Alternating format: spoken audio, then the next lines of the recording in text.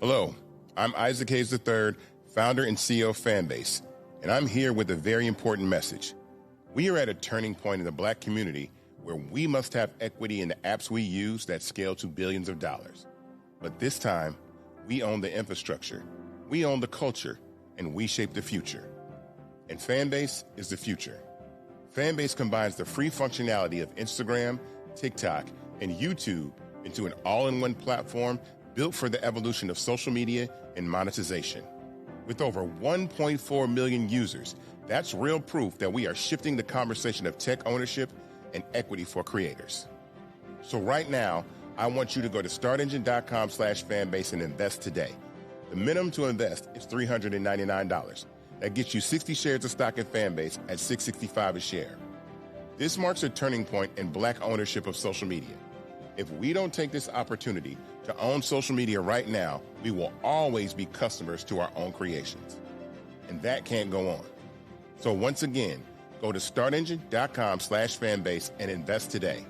We must own the platforms where our voices live, our stories matter, and where our culture drives the world. Thank you. Folks, Black Star Network is here. Hold no punches. I'm real revolutionary right now. Support this man, Black media. He makes sure that our stories are told. Thank you for being the voice of Black America, Roland. Stay Black. I love y'all. All momentum we have now, we have to keep this going. The video looks phenomenal. See, there's a difference between Black Star Network and Black-owned media and something like CNN. You can't be Black-owned media and be scared. It's time to be smart. Bring your eyeballs home. You dig?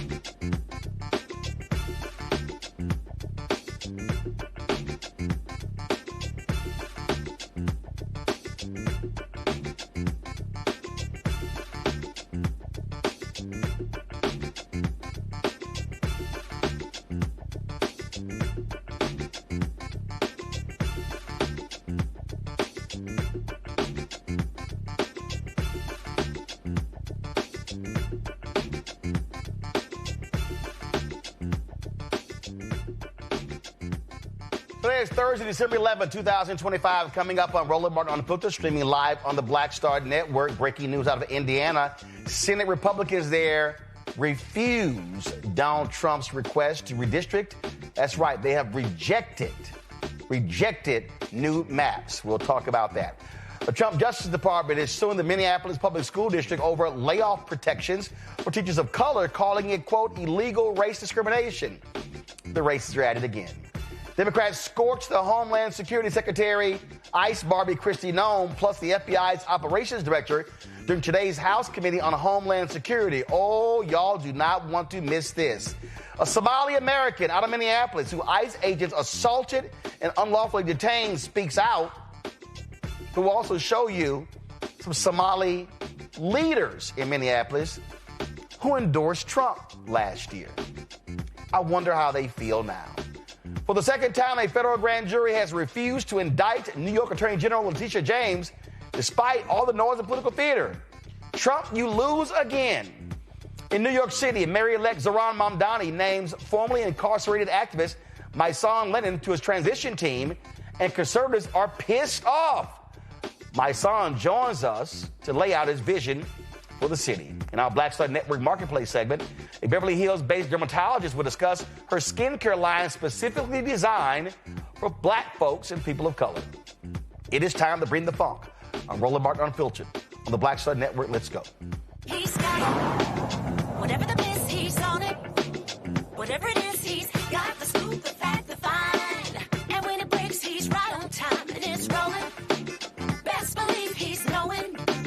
Putting it down from sports to news to politics. With entertainment just for kicks, he's rolling.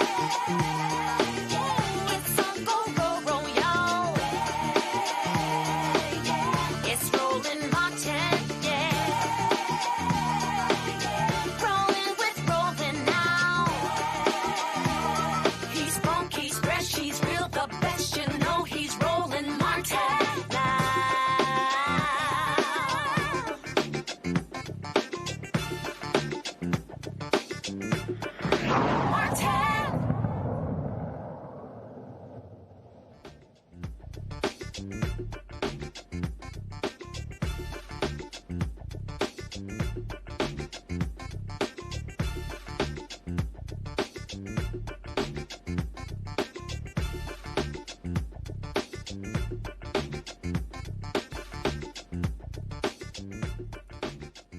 Folks, this is the front page of the Indianapolis Star website. Indiana lawmakers reject Trump's mid-decade redistricting push. The Indiana Senate voted overwhelmingly against Trump's mid-decade redistricting push. Folks, this is a huge, huge decision. Donald Trump, first of all, here we go.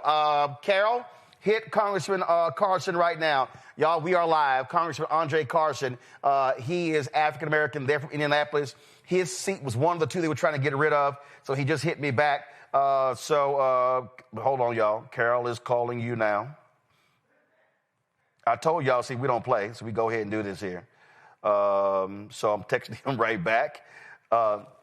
Okay, all right. So text him, Carol. If he ain't answering the phone, he might be in a committee hearing. So text him, and y'all work it out. So get him on the phone audio, get him on the phone video, FaceTime, Zoom, vMix, it don't matter. Let's make it happen. So y'all, here's the whole deal. Donald Trump has been pushing, and not just pushing, he has been demanding, ordering all of these Republicans to redistrict. We saw what happened in Texas. They bended the knee, did what he wanted. Republicans did the exact same thing in Missouri, getting rid of the seat of Congressman Emanuel Cleaver. They've been doing the same thing in other states. Well, they have been putting lots of pressure. You might remember when Donald Trump called Minnesota Governor Tim Walz retarded, it was an Indiana state senator who has a special needs child who said, no, I'm not doing this. I'm not voting for those maps. These senators in there in Indiana have been getting death threats.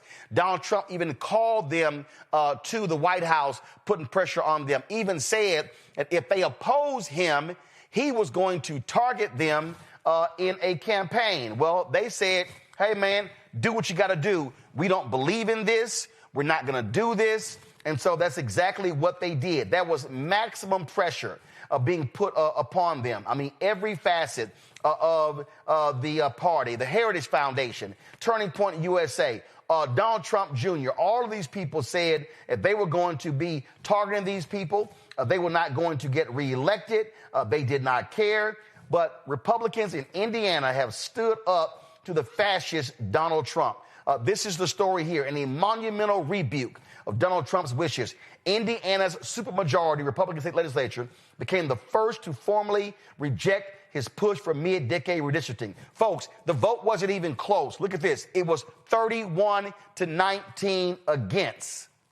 The no votes got more than a constitutional majority needed to kill the bill once and for all. Previously undecided State Senator Greg Good, who had been subjected to threats, to reveal his no vote in a speech before the vote, saying he was confident, my vote reflects the will of my constituents. His spokesman from a bomb threat was called into the office as he was speaking against the bill.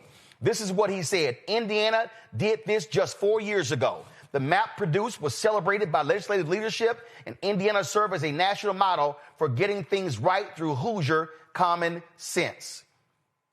That's how you actually do it. Let's go to my panel right now. Dr. Greg Carr, Chairman of the Department of Afro-American Studies, Howard University, joins us right here. Glad to have him on the show. Cameron Trimble also joins us on the show. Formerly worked in the Biden White House. He also is, of course, talks to young folks every single day with his podcast, Hip Politics Media, and we'll be joined in a bit by Thelma Lawyer Bay Anderson, author of Shut Up and Prosecute out of Dallas. Greg, this is really huge here. These Republicans, Trump put all kind of pressure, and they were like, damn that. They got a supermajority. They could have passed this. It already passed the Indiana House, but these senators stood up and they said, no, we did it 4 years ago. Damn it, we're not going to do it right now. And what it would have done was wiped out. Right now, it's 7 Republicans in Indiana, 2 Democrats. It would have wiped out both Democratic seats. They said, not going to happen. And now what you going to do, Donald Trump? He's probably going to put pressure on the white nationalist governor who says that it's not over. Let's be very clear. We give credit for people being human beings. The bar is so low, there is no bar. In fact, they didn't do this because it's in their political interest not to do it. Sure, the reporters are saying it would have been a 9-0 Republican sweep if they had gerrymandered, but that is not at all guaranteed. We see in Texas the 5 seats they think they are stealing. He says one thing to redistrict, it's another quite thing to redistrict and stuff people in districts and then start deporting their families and arresting them and jumping out and snatching them up because you think that they don't belong in the country. Texas, those 5 seats are not guaranteed. We saw what happened in Miami. A white woman, La Gringa, as they call her in Miami, beat the tar out of the MAGA candidate in a heavily majority Hispanic area. Now, that isn't Indiana's makeup, but let's be clear. There are limits to gerrymandering. And I think that these folks in Indiana realize if we do this, number one, there's no guarantee that we will be able to go 9-0. And number two, with all this violence being put against us, it's not clear at all that we won't, that we won't be attacked anyway. So I think that's probably what we're facing. And I don't know that it's over. Heritage Action, dark money arm of the Heritage Foundation, saying that Trump is claiming he's going to strip all federal funding from the state. I think this is important, Roland. Yeah. I think it's important because they're testing the limits of the law at this point. And at this point, it probably should get all of us off the bench and into the game.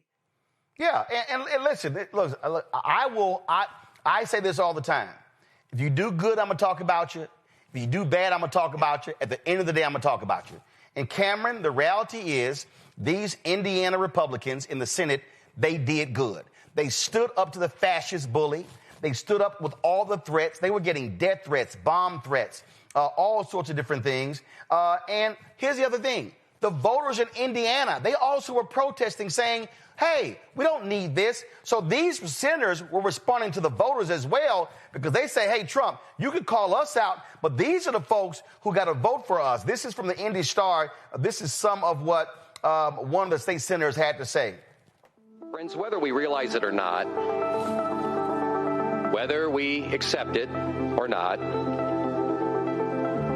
the forces that define this vitriolic political affairs in places outside of Indiana have been gradually and now very blatantly infiltrated the political affairs in Indiana.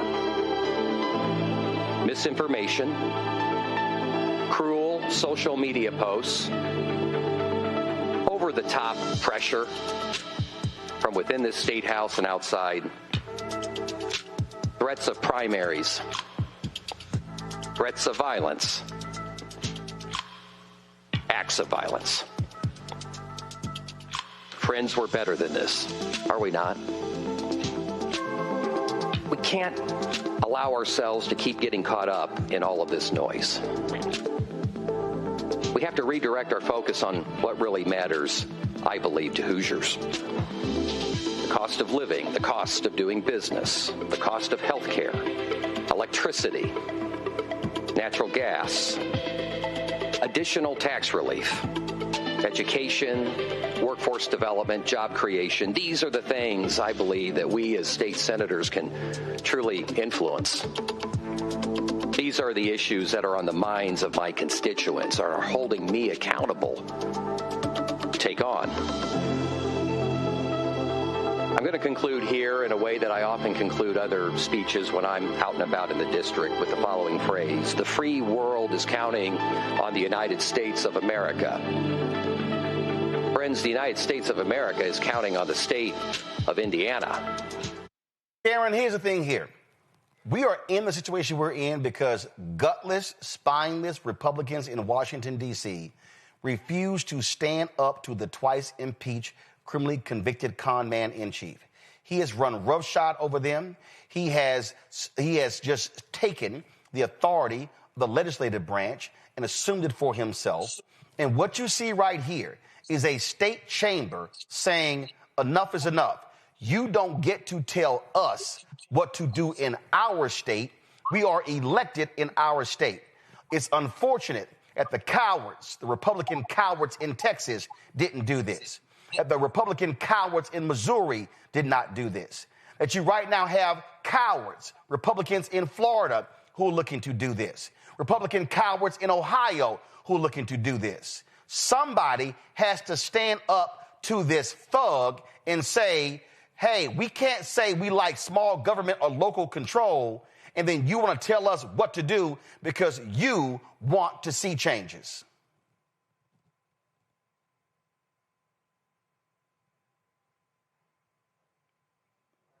Cameron, every week I got to tell you turn your damn microphone on.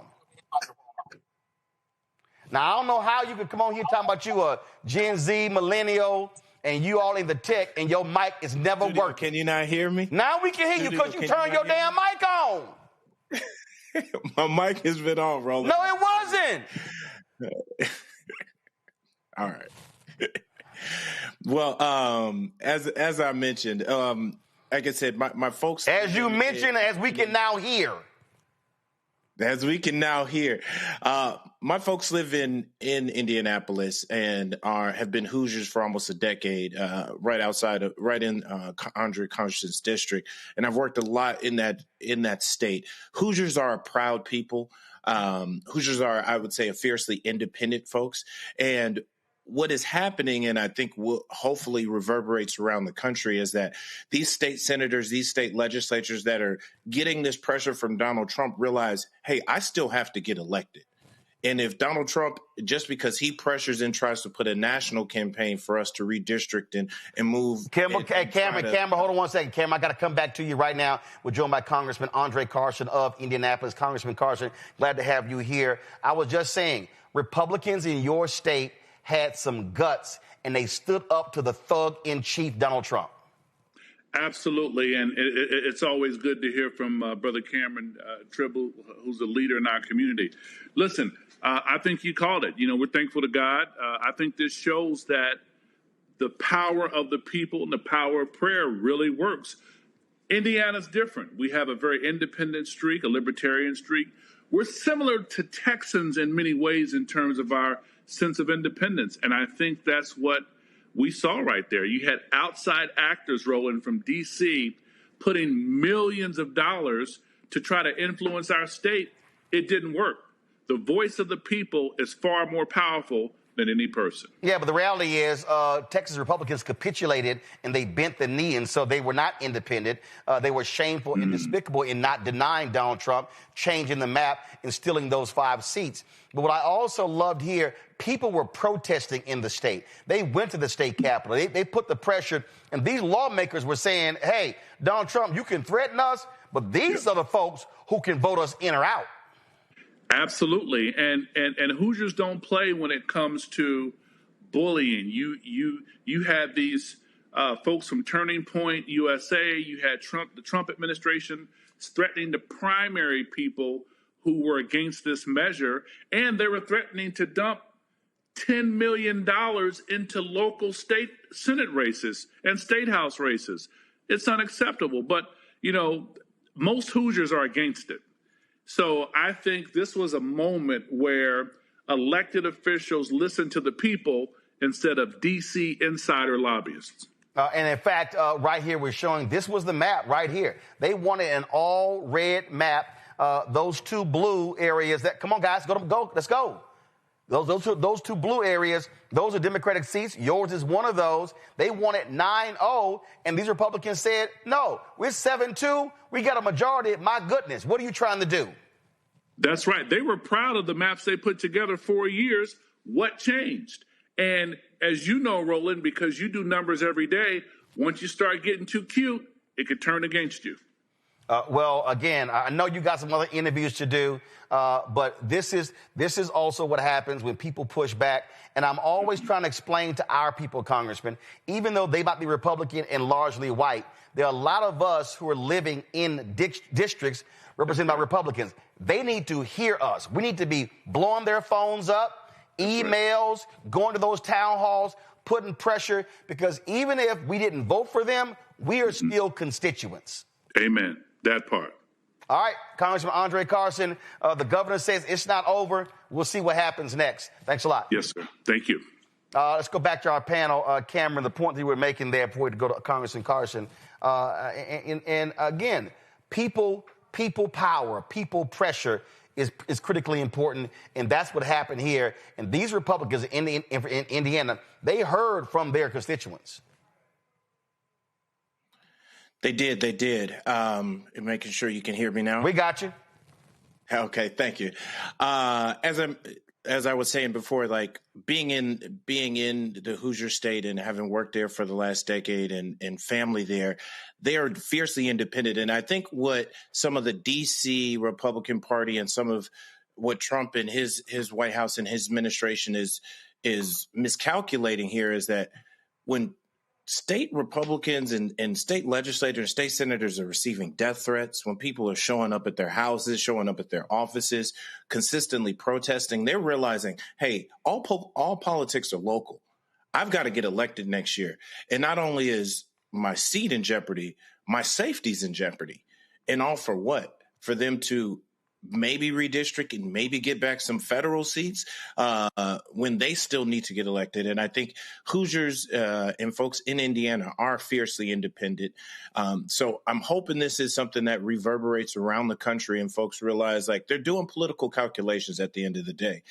Donald Trump and all the money that they can send into the state and potentially, they said, threats of primarying some of these other Republican state senators doesn't really register when in real time I'm having people threaten my life, threaten my family's life. I'm having real people and their constituents throughout the state come and protest them, and they've got to win an election next year. They're on the ballot even when Donald Trump isn't on the ballot. So I think this is something that is a calculation that hopefully if Indiana does stand up, and I'm curious to see if they're going to stand tall throughout this entire process or if some backroom deals are going to be cut, because we've known some of Trump's cabinets, Trump's sons have come to the state and they've been lobbying hard, the Republican state legislature there in Indiana. So we're going to see what type of pressure they're able to stand up against.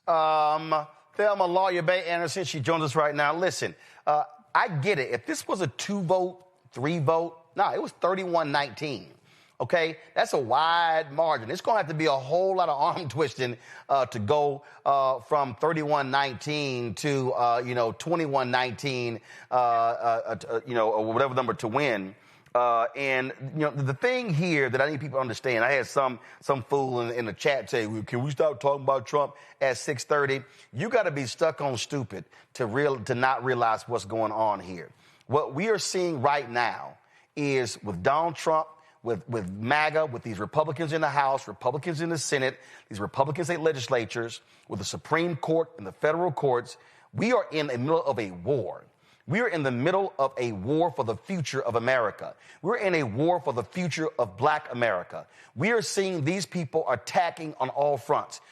80% of Project 2025 has already been put in place. The Heritage Foundation is now working on a Project 2026. I keep telling folk, you can't just be sitting here commenting on bullshit in a YouTube chat. without realizing that we are in a war, and this requires people to be on the battlefield, and we've got to be educating people on what's going on. So I'm not really interested. Listen, I'll watch Texas A&M, my Aggies play Miami on December 20th, but I'm not fixated on college football. I don't care what the damn University of Michigan football coach did, who he's screwing. I don't care about no gossip show. What we're talking about right here are life and death matters that impact our children's children, and black folks had better wake the hell up.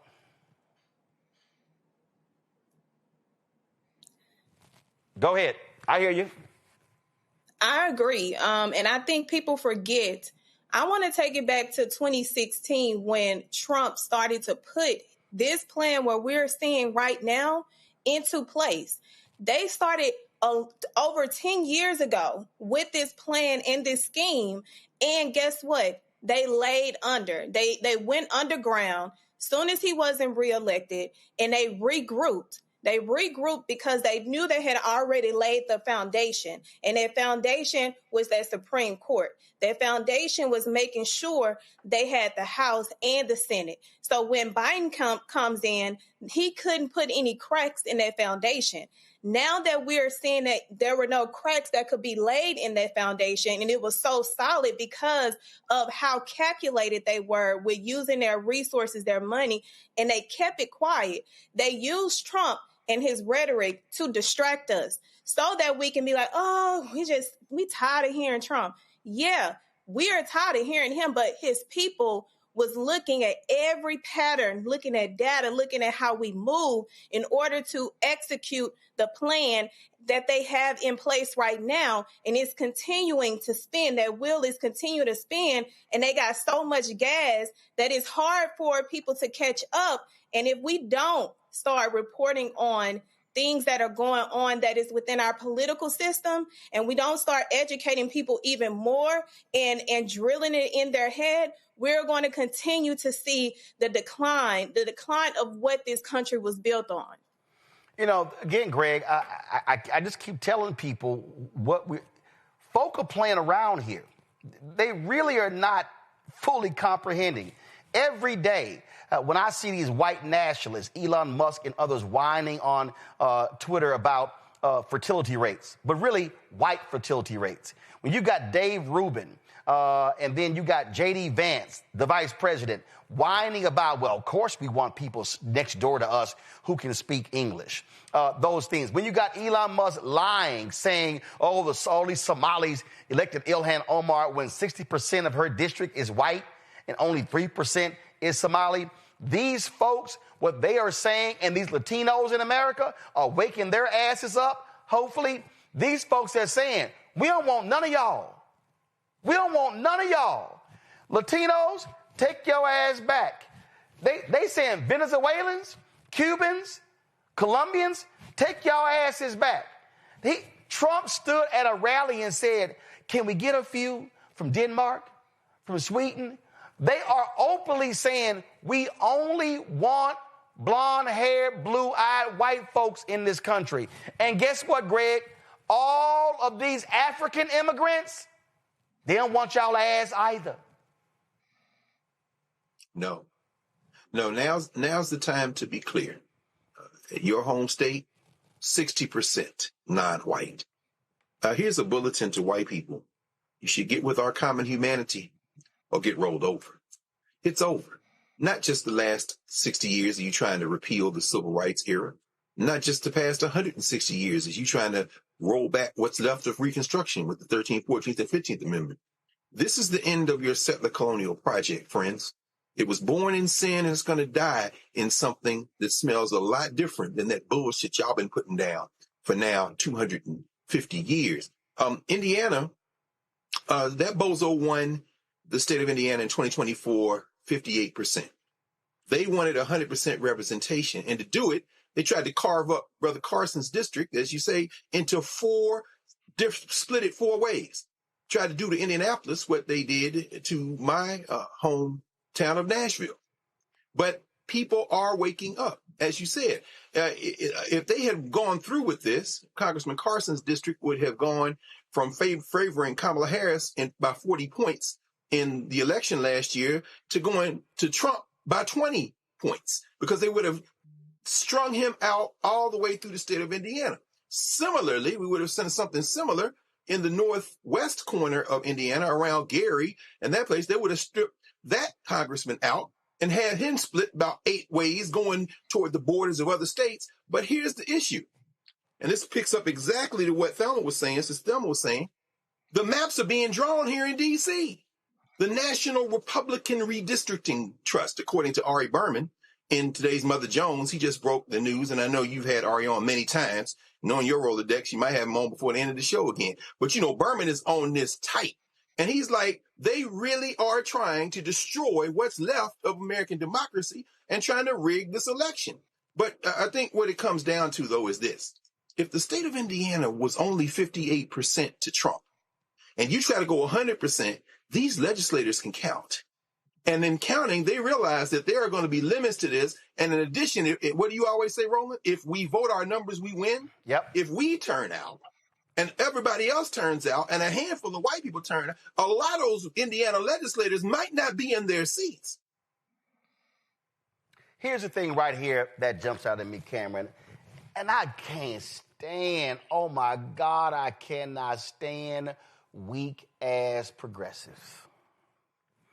Sam Stein, nice reporter, nice guy, with the Bulwark, used to be with some other folk, Daily Beast and others.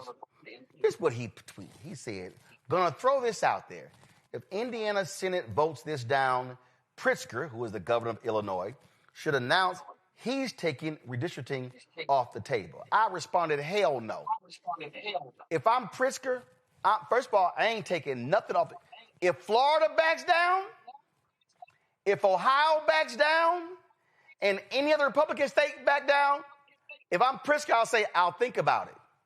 But I'm down with Virginia saying, we're going to do a 10-1 map. See, this right here is the problem with Democrats / liberals / progressives. They want to go, oh, no, we going back. Hell no.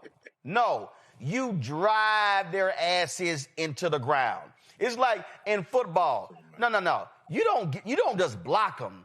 You want an offensive lineman with a pancake block. You want them laying on their backs and they can't get up.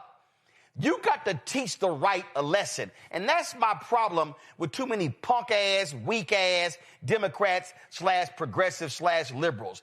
They don't know how to flatten folks' asses. You teach them a lesson. That's what you do. They've got to keep the pedal to the metal. They've got to keep the pressure on. Because if you back off just because Indiana backs off, to your point, Florida, Missouri, Ohio, the math ain't mathing. And so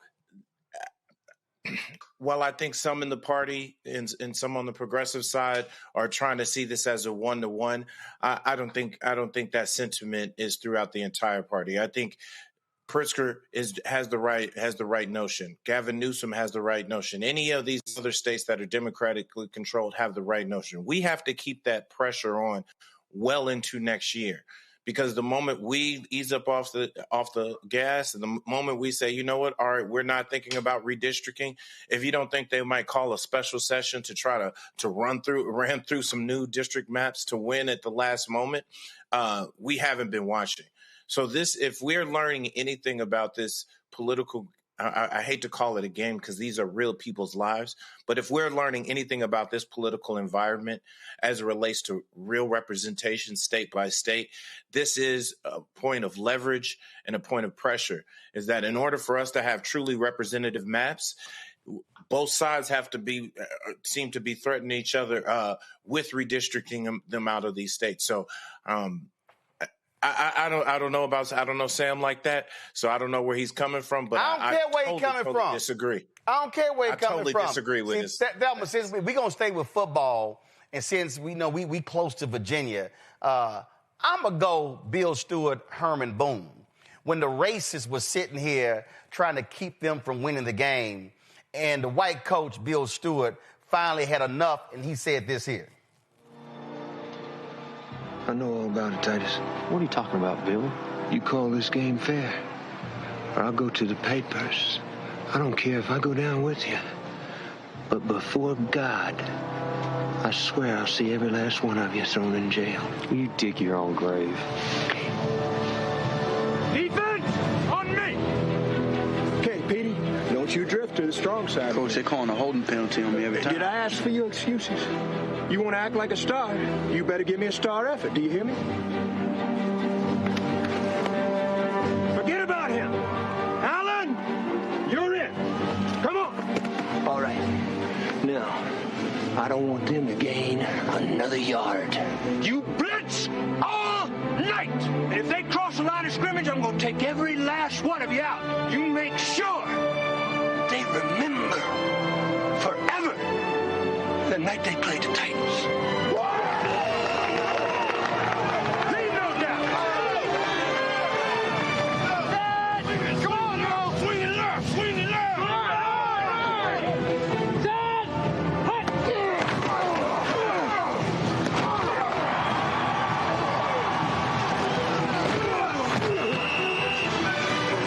You better make yourself comfortable down there. Real comfortable.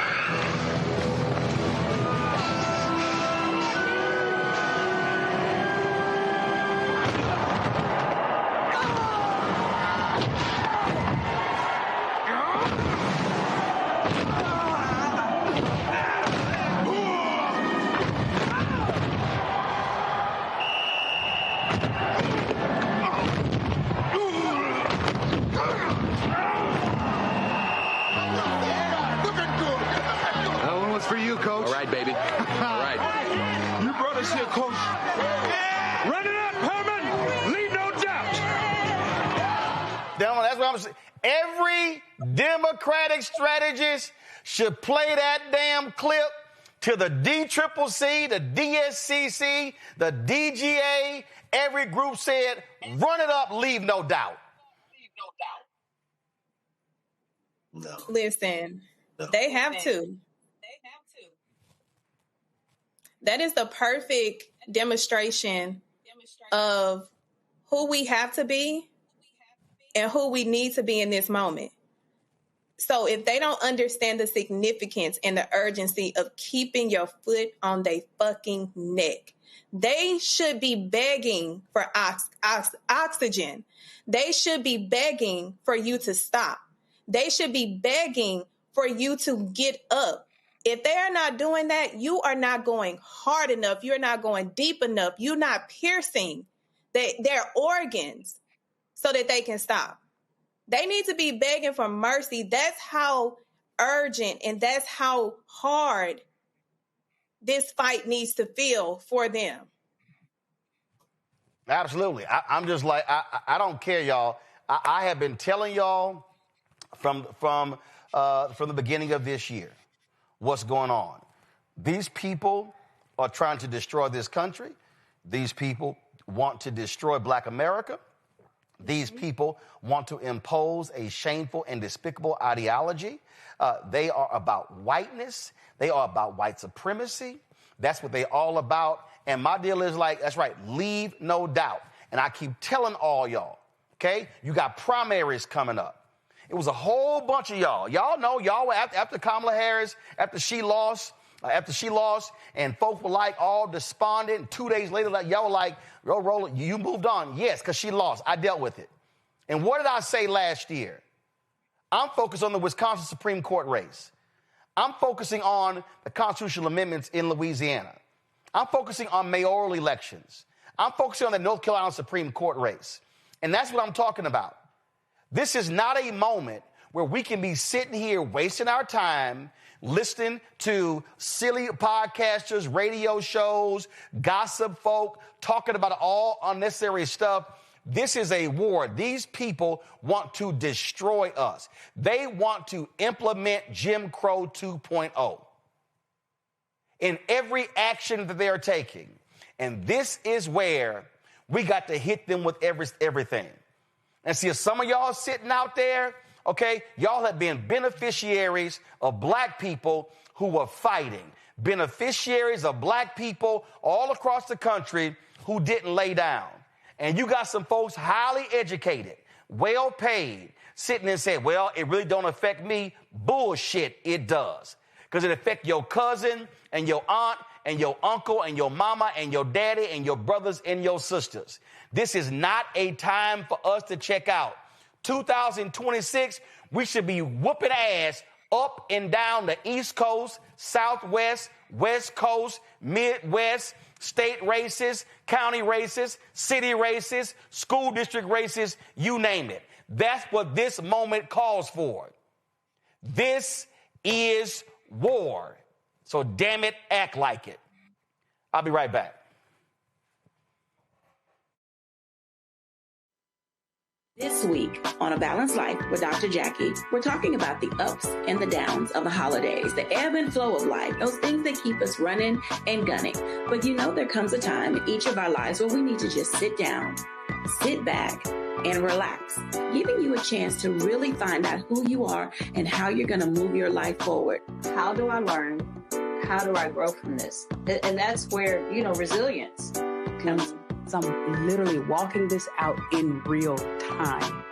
It's just giving myself all the grace, all the space, all the permission that I need. We're talking about all of these things this week on A Balanced Life with Dr. Jackie here on Black Star Network. How you doing? My name is Mark Carey, and you're watching Roland Martin, unfiltered, deep into it, like pasteurized milk without the 2%. We getting deep. You want to turn that shit off? We're doing an interview, motherfucker.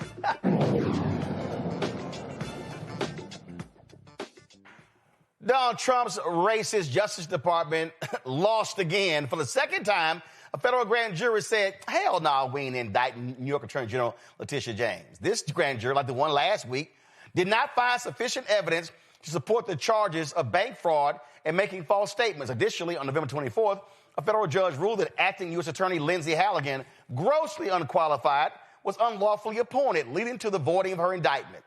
These folks, Thelma, they like losing, and they are embarrassing themselves, and she just laughing like, what y'all got now? That's the black woman. When we know you ain't got shit, we gonna walk into the courtroom and we gonna have a ball looking at the foolishness that y'all are putting yourself to and through. And then we gonna come out and say, what's next? You want to keep going? I got all day. I got all night. I got all year. Until you realize, because what a lot of people don't understand, as a former prosecutor who handled intake, grand jury intake, if we are in there reading, we cannot have any emotion. We can't try to persuade these individuals who are on this grand jury. We can only read what we have. If they are telling you for the second time, y'all ain't got shit, you ain't gonna have it next week or the year after. You are literally setting yourself up to pay her for the foolishness that you continue to display that is unlawful.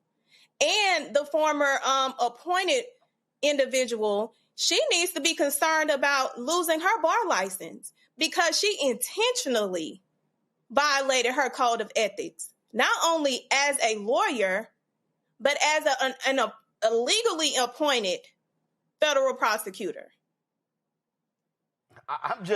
It's just laughable. Cameron, they kept trying to indict the dude who threw the sandwich at the ICE folk. And they were like, man, whatever. Then when they finally got an indictment, it was a misdemeanor. Hell, they lost that case too.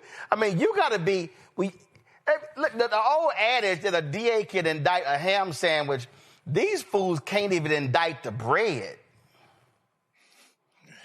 That's funny. I would say this.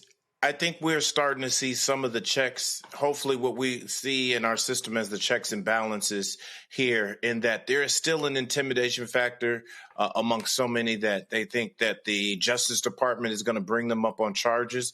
But Donald Trump and his cronies are starting to see the limits of those powers. So I love the fact that Letitia James, again, walked out unbothered through this. But we can't lose sight that he is still utilizing, and this administration is still utilizing, what should be an independent Justice Department, what I think is probably illegally, but utilizing as their own weapon in their own team of intimidation. But this is a strike on the side of justice and hopefully on the side of right.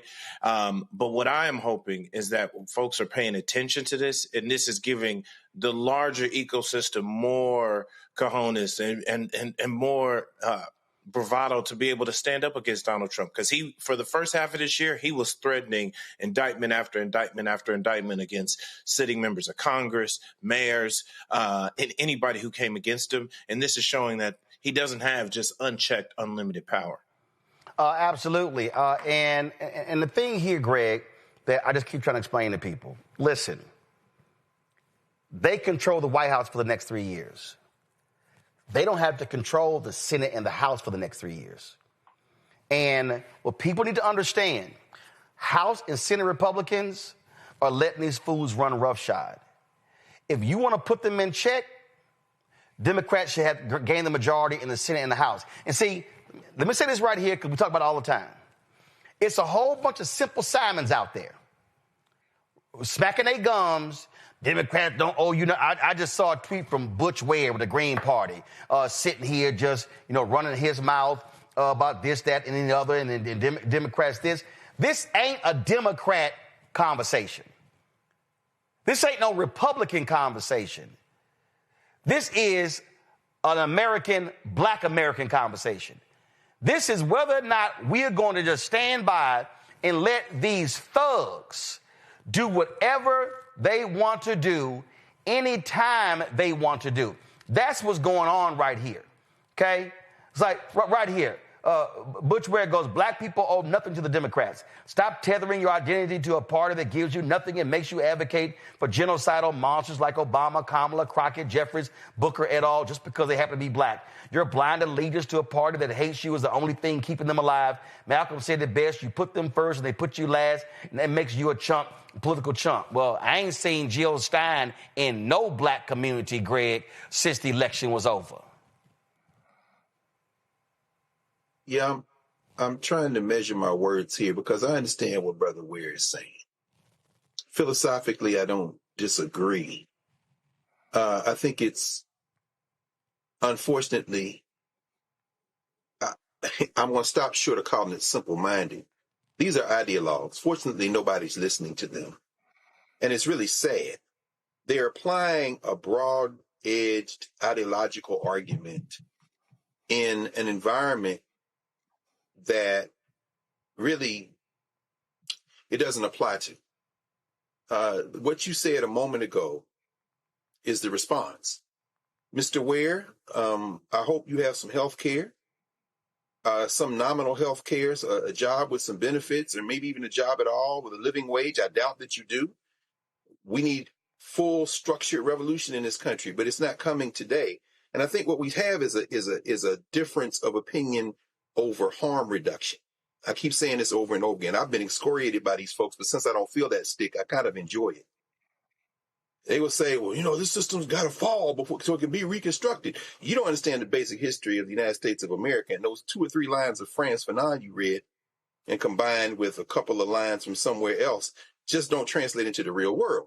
Meanwhile, the white nationalists are very clear about this. We don't know, of course, because grand jury proceedings are sealed, and we don't know. But, and they're conducted in private, at least. I shouldn't say sealed, but conducted in private. But somebody familiar with the matter told the New York Times that Roger Keller probably brought the case to the grand jury that failed today. He's out of Missouri. He's a white nationalist. He likes to wear MAGA hats outside of work, according to the St. Louis Press. And he's part of a MAGA crew out of Missouri that has been consistent. Will Scarf, who was a former assistant U.S. attorney in St. Louis, is currently Trump's staff secretary, and he leads the National Planning Commission. that reviews federal construction projects because they're going to push this damn ballroom that they're now saying is going to be twice as big as what he said it was going to be. The former Missouri Attorney General, Andrew Bailey. This fall, they promoted him to co-deputy director of the FBI. The former Missouri Solicitor General, John Sauer, is now the U.S. Solicitor General. And of course, Ed Martin, who was once the head of the Missouri Republican Party, was briefly the interim U.S. attorney for the District of Columbia. So they brought a hired gun in, but when you go through his cases, he don't prosecute civil criminal cases. He prosecutes civil cases. They will do anything. And finally, it comes to this. Brother Ware and all the radicals, I get you philosophically. Your politics are trash. I understand, though, your politics, your attempt. Fortunately, nobody's listening to you. The Democratic Party has people in it who aren't listening to the so-called centrist or soft white nationalist Democrats either. Jasmine Crockett's not listening to them. Zohran Mamdani is not listening to them. Afton Ben did not listen to them. The people in Virginia are not listening to them at the local level, and they're going to drag those people along with that crew, or they're not. So for Butch Ware to lump all the Democrats together, and even to put Jasmine Crockett in there, I understand Palestine, baby, because I'm against genocide everywhere. Palestine, Congo, invading Venezuela. I'm against all of it. We should all be against all of it, but don't mistake standing for our common humanity with the white nationalist project that's trying to run over you, your mama, your grandmama, your auntie, your brother, and all them because you're willing to throw them in the street to win a damn ideological argument. You need to grow up. Thelma, I'm very clear on what we're facing. I tell people all the time that when I am looking at politics, let me just go ahead and go to football. 12 teams made the college football playoffs. Now, on December 20th, when my Aggies play Miami, if somebody else is going, that should have been Texas. That should have been Notre Dame. Y'all are having a hypothetical conversation. I'm watching who's actually on the field. And on that day in Kyle Field, it's going to be Miami versus Texas A&M. Not no hypothetical if Notre Dame made it, if Texas made it, if somebody else made it. I have to make an assessment on who's on the field. And what I see right now on the field, Republicans barely control the U.S. House. They control the U.S. Senate. I'm seeing the Republicans today blocking the extensions of the Affordable Care Act payments. I'm seeing all this happen. I'm seeing a Department of Justice lie, make up stuff. Wait until I play the clips of Congressman Benny Thompson just nailing a so-called respected FBI agent about Antifa. Just nailing Ice Barbie Christie Nome about lying about deporting veterans. I know who I'm looking at. I am looking at the devil incarnate. Come on. In living, being embodied as the Republican Party in 2025. This is not the radical Republicans after the Civil War. This is not the Republican Party of the late 1800s, the 1900s, but it is because you had Herbert Hoover, who led the Lily White faction of the Republican Party. Some of y'all need to Google that. But the fact of the matter is, we are looking at people who are in bed with white supremacists, who are in bed with white nationalists, individuals who are advancing a notion of whiteness that don't include any of us. They don't want us in a room. These folks don't want women in the workforce. They don't want women voting. They want women to be shut up, sit down, lay up in the bed, have their babies, and get in that kitchen. That's what we're facing. So I do not have time for Simple Simons who want to have this ideological outer space, what the world should look like. All I can do is talk about what's literally right in front of me right now. And MAGA Republicans are simply evil. That's for you, Thelma. Okay. Not only are they evil, they are using us, our own kind, to continue the rhetoric. And what a lot of people don't understand when we're talking about the local elections and how important when we're talking about judges and you're talking about the DA, because when you have a Department of Justice that has literally said, fuck the Constitution, fuck the federal rules of evidence, we are going to do what the hell we want to do. You have to have these individuals that can equalize what they are creating as unequal in your local government. And when I see individuals that look like us and are being used to switch parties in order to confuse the individuals that are going to ultimately vote based on their party, no one is talking about that. No one is talking about these Black Republicans knowing that they are in blue counties, cities, switching because they know that they can win, and you have the Republican Party, the MAGA, backing them because they know if we can get them to switch and win based off of where they are located, it's a win. So not only do we have to worry about them showing up in their true identity, we have to worry about the ones that they are paying to switch parties in order to confuse us so that they can stay in power. Because it's happening. It has happened in Dallas County. And I just want people to understand, wake the fuck up. Because just because they look like us and just because they may be blue now, look at their history. I promise you they have a red history. Look at this, Cameron. This actually was before today's vote. The Heritage Foundation sent this out. Trump has made it, y'all know I cannot call him president. Trump has made it clear to Indiana leaders, if the Indiana Senate fails to pass the map, all federal funding will be stripped from the state. Roads will not be paved, guard bases will close, major projects will stop. These are the stakes, and every no vote will be to blame. Hashtag pass the map. This is how evil. If Joe Biden, if President Joe Biden, if President Barack Obama, if President Bill Clinton, if President Jimmy Carter had ever threatened saying, oh, if y'all don't pass if y'all don't pass what I want, I'm going to strip y'all of federal funding, they will be raining holy hell. But guess what?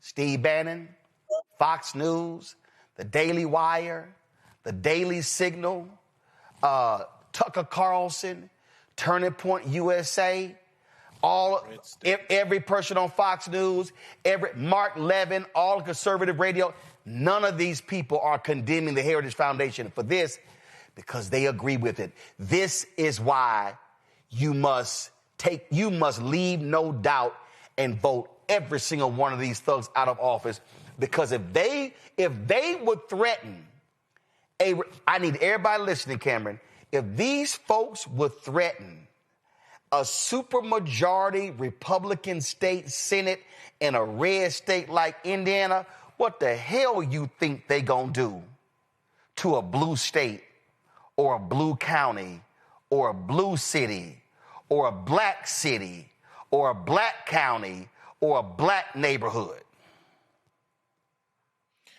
I hope people are paying attention.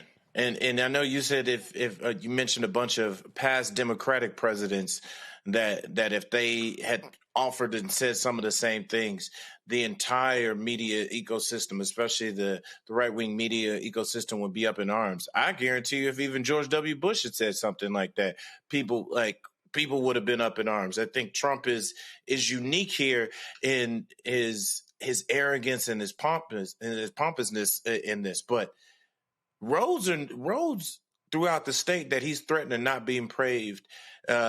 These projects and these infrastructure projects in the federal funding, the school projects, this affects everybody in Indiana. So I'm really hoping that if Indiana voters and voters around the country are waking up that if the president of the United States is threatening to take away funding, this doesn't just hurt, Democrats. This doesn't just hurt independents. This doesn't just hurt black people. This doesn't just hurt Latinos. This hurts the entire states. A road that's not being paved or a school that's not being funded, an infrastructure project that's stripping away good jobs.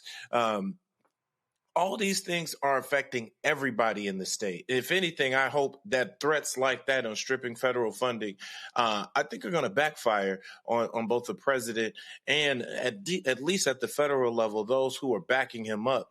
Because once people get hip to this, and is what we need to consistently put these tweets on so many different ads. I would take that exact same tweet. I would take Trump saying those exact same words and plaster them and run ads throughout the state, run ads throughout the country. And look what the president's willing to do. He's willing to make your entire state suffer just to disenfranchise a whole group of people. He's willing to make everybody suffer. He's willing to make you pay more. He's willing to make your lives worse, to make everyone suffer. So I'm really hoping people are waking up, and I'm hoping that the smart folks here who are trying to win these elections are taking these tweets or taking these sound bites and running them up and down all throughout the country and definitely throughout the state.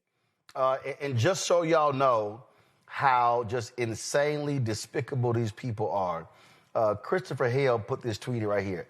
The Trump-Vance White House has falsely accused an ally of Pope Leo, Sister Norma Pimentel, of illegal activity tied to migrant aid and cut off all federal funding to Catholic charities in South Texas. Church leaders say it's a targeted political reprisal against Pope Leo and the Catholic Church. They do not give a damn. This is what thugs and corrupt people do. They all got to lose next year. We come back. The right wing, they are upset because a formerly incarcerated brother is now working with New York elect Mayor Zohran Mamdani on criminal justice reform. Who better to talk about criminal justice reform than somebody who went through the system? We will talk to Mysonne next right here on Roland Martin Unfiltered on the Black Star Network. Support the work that we do, y'all. The conversations we have here, they ain't being held nowhere else. Ain't no radio show, no TV show, no network, nobody else in black-owned media having the conversations that we're having right here. Your support is critical for us to continue doing the work. Listen, we don't have a big white corporate media boss. We don't have millionaires and billionaires cutting us checks.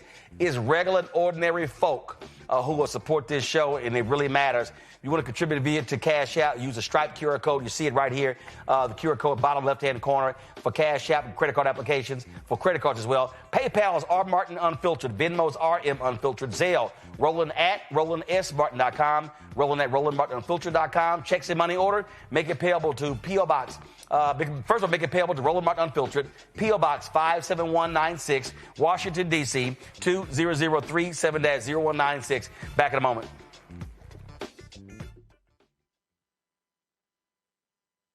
Next on the Black Table with me, Greg Carr. America is being reshaped in real time by a group of 6 people, unelected and without any checks and balances. By the end of the current Supreme Court session, education, the workplace, who gets to elect our leaders, and so much more could radically change. This week, we reconvene our legal roundtable and look at what the new America may look like and how we should respond. That's next on the Black Table, right here on the Black Star Network. This week on the other side of change. Book bans, anti-intellectualism, and Trump's continued war on wisdom. This is a coordinated backlash to progress. At the end of the day, conservatives realized that they couldn't win a debate on facts. They started using our language against us, right? Remember when we were all woke and the woke movement and all that kind of stuff? Now everything is anti-woke, right? When we were talking about including diversity, equity, inclusion, higher education, now it's anti-DEI. All this are efforts to suppress the truth because truth empowers people. You're watching The Other Side of Change only on the Black Star Network. If in this country right now, you have people get up in the morning and the only thing they can think about is how many people they can hurt, and they got the power That's the time for mourning. For better or worse, what makes America special, it's that legal system that's supposed to protect minorities from the tyranny of the majority. We are at a point of a moral emergency. We must raise a voice of outrage. We must raise a voice of compassion. And we must raise a voice of unity. We are not in a crisis of party versus party. We are in a crisis of civilization, a human rights crisis, and a crisis of democracy itself. And guess what? You've been chosen to make sure that those that would destroy, those that would hate, don't have the final say, and they don't ultimately win. Hey, I'm Tasha Cobbs, and you are watching Roland Martin Unfiltered. But I need a little filter. I need something. Blow me out. Make me look 35.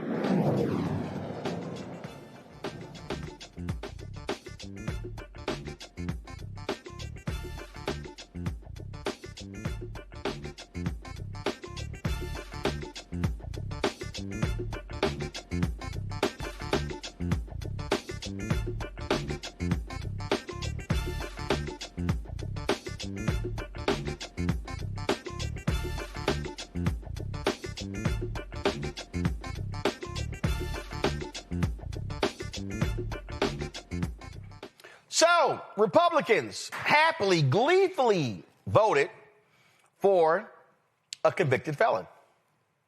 Now they mad because a formerly incarcerated brother is part of the criminal justice plan committee, whatever you want to call it, for New York City Mayor-elect Zohran Mamdani. Now, I'm confused. I'm confused. Why would you be mad that Mysonne, a former Def Jam rapper who served 7 years in the state prison for 2 Bronx taxi robberies in the 90s, has been appointed to Mamdani's Transition Criminal Legal System Committee? Mamdani explained to reporters why he chose Mysonne to be a part of his team.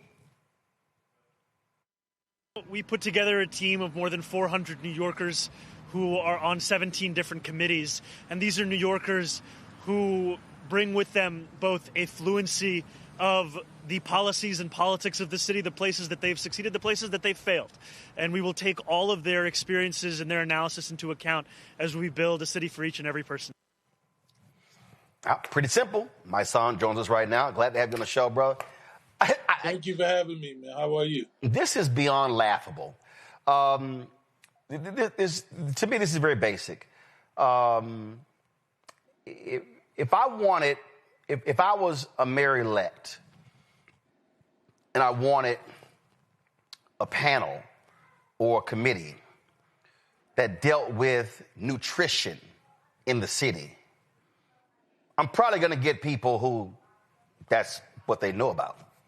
If I actually want a committee to examine the conditions of the city jail, I probably will want to hear from folks who have been in it and folks who probably worked at it.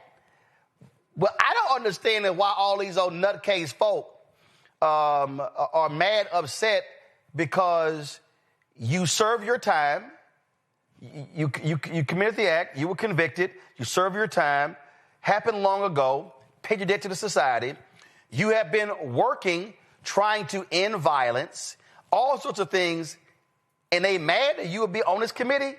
How dumb is that? I mean, to me, it sounds foolish. I think we always say in the movement that those closest to the problem are also closest to the solution. As you stated, I've been home. This crime that I was convicted of, and I still maintain my innocence. I went to trial and was found guilty by a jury, and I ended up serving 7 years out of a 14-year sentence, and this was in 1999. So I came home in 2006. For over 2 decades, I've been home doing community work, doing nonviolence work, doing civil rights work, doing violence interruption work, dealing with at-risk youth, doing everything possible to make my community better. So when we have these conversations about why someone who is formerly incarcerated is at the table, someone who went through the Department of quote-unquote corrections, who went through a rehabilitation stage, as that's what they say the system is supposed to do. So why would we not want people who reacclimate into society to be productive members, especially when the track record of the last 20 years of my life has shown that I'm a productive member of society, and I represent and have an expertise in the field of criminal justice. Right. I mean, this is not to be that difficult, but it also goes to show you that the folk on the right and the New York Post played this up big. Oh, they played it up big. And that's the Rupert Murdoch-owned right-wing newspaper in New York. That's just who they are. So they've been playing up big.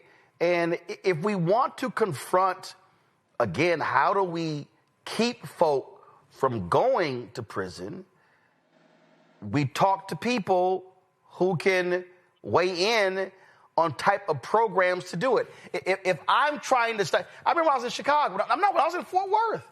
When I was in Fort Worth, they passed this initiative to employ former gang members to help end gang violence. And these people are all mad, upset. And I'm like, well, who the hell do y'all think will have the credibility to go sit with gang members than folk who used to be in the gangs? That's right. There's a level of expertise in everything. Unfortunately, there are a lot of returning citizens and people who are justice impacted that actually committed crimes, but they pay their debt to society. And I think it's hypocritical to say that you want someone to be rehabilitated and that you want them to pay for what it is that they done, and then they paid for what they done, and then they come home and they're on the right track, and you make it seem that they no longer can be a productive member of society. And I would like to salute the mayor-elect for his comments and stating that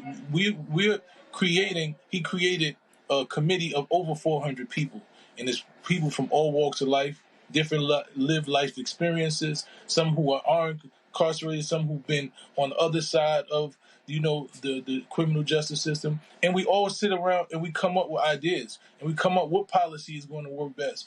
What is work best? I have an understanding about the school to prison pipeline. Being a young boy, watching a lot of my peers and a lot of my friends go from junior high school to prison, and those are things that I want to talk about. How do we get in front of the prison system? How do we put systems and structures in school that identify the kids who are struggling instead of suspending them? Because once you suspend a kid and you put him in the street, he's doomed to go into the system. So these are things that I've been studying, and I realize are things that I haven't seen any administration tackle. So that's what the level of expertise that I bring to the table that I know is going to be important if we're really trying to end the violence and the crime in our communities. It goes to credibility. It goes to, not bringing what I call a theoretical perspective to it. Listen, I have spoken. I've been to many universities. I was 107 HBCUs. I've been to 50 or 59 of them. I've been to numerous PWIs, and when people ask me, Roland, you've been in media since you were 14 years old. That's the last 43 years. What do I see as the biggest problem with media? I said, easy. People teaching journalism who ain't never done it. Like, you can't. I remember when I was at Texas A&M and it was a television writing class, and the teacher gave me a grade, and I said, let me ask you a question. I said, and what's crazy is I had the producers who work at the local TV station help me with my assignment. I said, let me ask you a question. You ever worked in TV? She said, no. I said, well, how in the hell can you teach me TV writing and you ain't never worked in television? I said, you must have read a book just like I did. And she got mad and she said, well, why don't you go to the department head? I said, I'll be back. And I went to the department head and I walked in and he was like, Roller, I know, calm down. I was like, no, Doc, how you going to have somebody teaching me television writing who ain't never worked in television? To me, that's the dumbest thing in the world. So we can have a hypothetical conversation We can have an academic conversation, the things that we need to do to lower crime, how we need to do with mental illness, what must we do with young men and women who don't have fathers or mothers in the home, how do we deal with these folks who are having one meal a day or one meal every other day. No, but if I got some folk who've been through it and who are in it, who are talking to folk every day, that's the difference between what I say a PhD and a PhD. That's right. You know, and that's just the mentality that I come from. You know, I can't erase the past. I can't erase the fact that I was in prison. I served 7 years. But all of those experiences that I've had, just being inside that system, knowing the flaws inside of the system, knowing the flaws outside that lead to the system, all of those things, this lived experience that I have gives me a level of expertise that I don't believe that anyone else that's on this transition team has. So, you know, I defend myself by saying, look at my track record. You know, they'll try to judge you by the worst seconds of your life. And once again, I still maintain my innocence, but they'll judge you based on the fact that you were convicted of a crime. But they won't look at the last 20 years of my life when I've been doing public service and it's well documented that I've been on the right side of history and of justice. Questions from my panel. Thelma, you first. First and foremost, I commend you on all of the work that you are doing because you are the perfect person in position to sit on a panel that is going to create change. Because we can only do that by being educated from people who have experienced it. Because if we don't, we're going to still continue to see people who are not educated on what they're doing that lands them into situations wrongfully and under their own accord.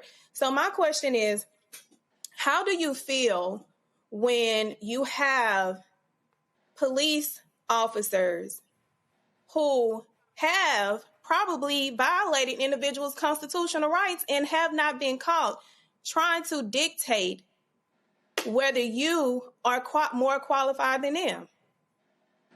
You know, I'm not a police officer. I don't know what the training is. I've never been through the police training. And I believe that they have a job to do, right? I believe that they have a function within society.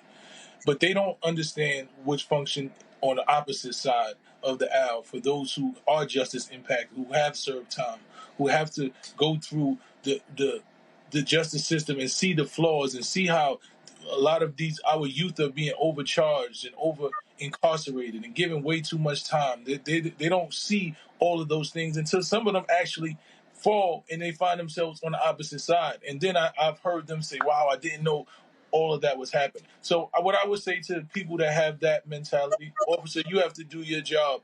And the work that we've been doing in the CMS and the Credible Messengers organizations and what we've been doing in my organization, Until Freedom, at rewriting legislation for criminal justice, making it safer for the community, giving inmates and convicted individuals humanity, giving them actual opportunity to come home and be successful. It just makes no sense to me. As a police officer, why would you not want to understand the person that's inside of the system so that you can try to limit those people from going in the system to make your job easier? You know, I think the thing we should be doing is those on the opposite side of the law, sitting down, having conversations and utilizing both of our lived experience, both of our knowledge and our wisdom and our expertise to come up with the best plan for our criminal justice system. Cameron. Good to see you again, brother Mysonne. Peace, King. Peace. Route 100 last met. Again, thank you for all the work you've been doing in both in the community and on social and through your podcast and through media. I think you really have a full 360 approach on how you're reaching multiple generations. My question here, and I think you have a unique opportunity to bring in the hip hop generation and the hip hop community into government, especially with the mayor-elect Mamdani kind of represents to so many different people. And I think, how do you plan to maybe serve as a bridge to the larger hip hop community? Because I think as we move into these next several elections, a lot of folks, both not just rappers themselves, but people in the industry and all the folks that they influence don't see themselves or don't see an opportunity for themselves in the political system. They say no matter what the mayor, some of these same laws and how the police are treating them and some of these same issues are still arising. But I think you being on the inside, or you working with the mayor and working with his administration, both from transition and in governing, has such a unique opportunity to be a bridge to so many more influential, I won't just say the community and the fans, but also the artists through New York. Because, New York has it's the home of hip hop, and it has such a rich hip hop history. And there's so many different artists and folks in hip hop that are kind of at every level. So I'm really excited about what you could potentially do there. Yeah, and that's one of the things that I thought about before even accepting, the offer to be a part of this transition team, is how can I impact the community? How can I impact the culture?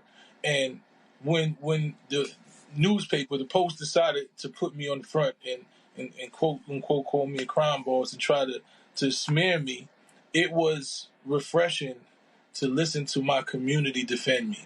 It was refreshing to hear artists, radio hosts, everybody possible come forward to say this man has been doing this work, selflessly, honestly, and making real impact for over a decade. So when they stood up and they seen me, I've been getting calls and text messages from so many of my friends. They say what the devil means for bad, God would transform into good. And they thought that they were doing something to defame me, but they just opened up the eyes and made people feel like we actually have an opportunity to have someone that they know from our community who loves our people, who loves our community, and is really trying to save the kids in the community and do the best for our community inside and have his voice be heard. So they know that when I walk into those rooms, I'm bringing them with me. So I believe it definitely empowers our hip-hop culture. A lot of the people who didn't see themselves inside of this political sphere, who were pretty much done, are saying, I feel like we have an opportunity with you at those tables, being able to voice our opinion and be able to voice, the ideas of our community. Greg? Thank you, Roland, and thank you, Brother Mysonne. Yeah, we know what these critics, their purpose is. Their purpose is to try to destroy the Mamdani mayoralty, and they are anti-human. They are anti-life. And I agree with you, brother. Police are doing exactly what they are formed to do, and it has nothing to do with improving the lives of anyone. So that having been said, I think we can set aside the retired chief of department for the NYPD talking to the New York Post. It's doing what it needs to do, which is, of course, expressing its dying white nationalist philosophy.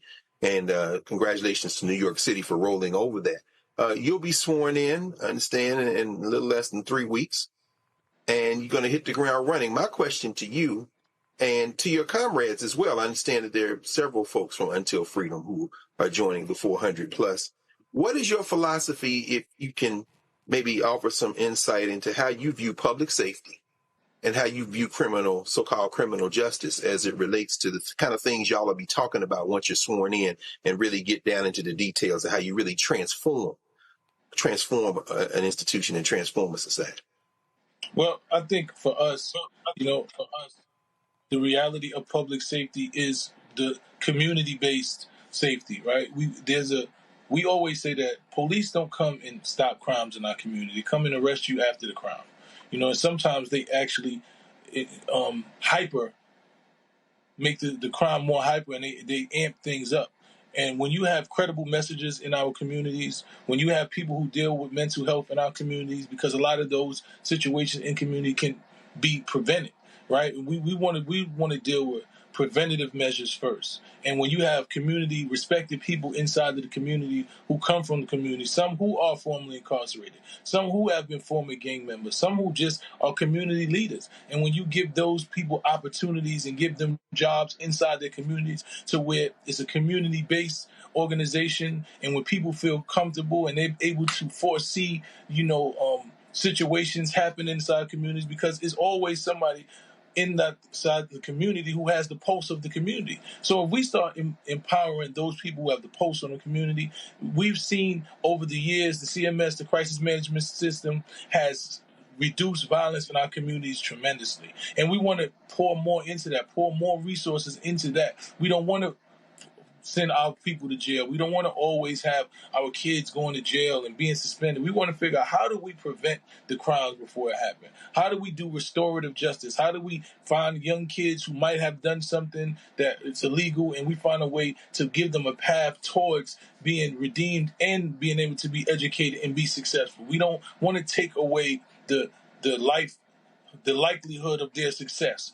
So we want to see it as a community-based motto in which we put violence interrupters inside communities, and they work alongside the police.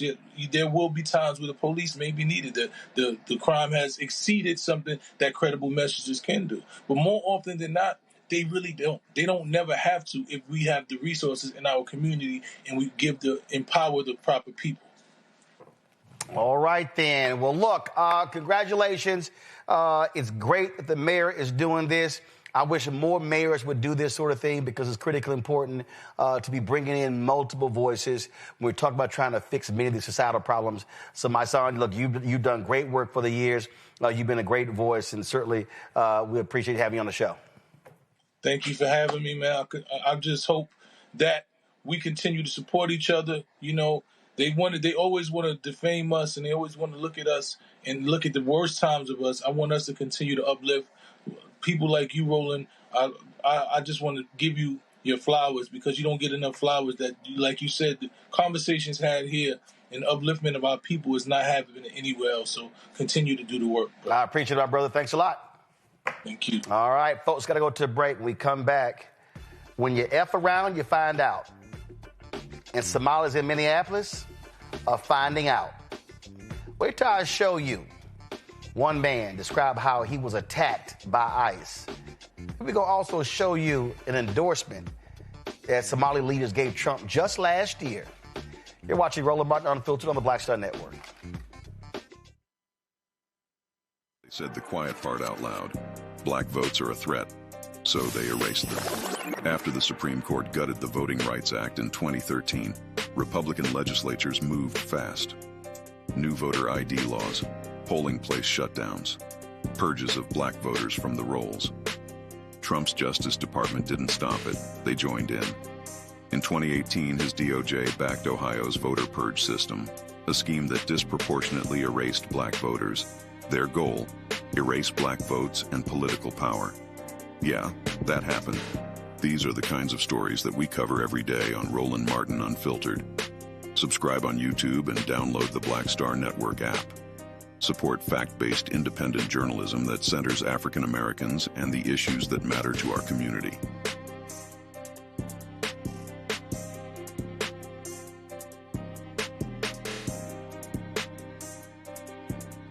This week on the other side of change. Book bans, anti-intellectualism, and Trump's continued war on wisdom. This is a coordinated backlash to progress. At the end of the day, conservatives realized that they couldn't win a debate on facts. They started using our language against us, right? Remember when we were all woke and the woke movement and all that kind of stuff?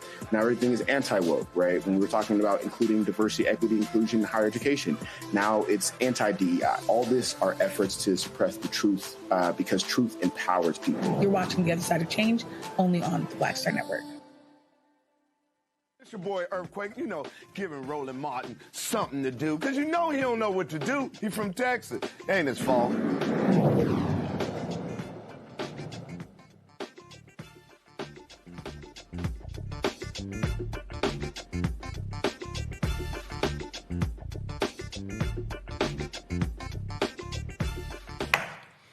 We got a big FAFO segment. Y'all, today on Capitol Hill, Homeland Security Committee hearing.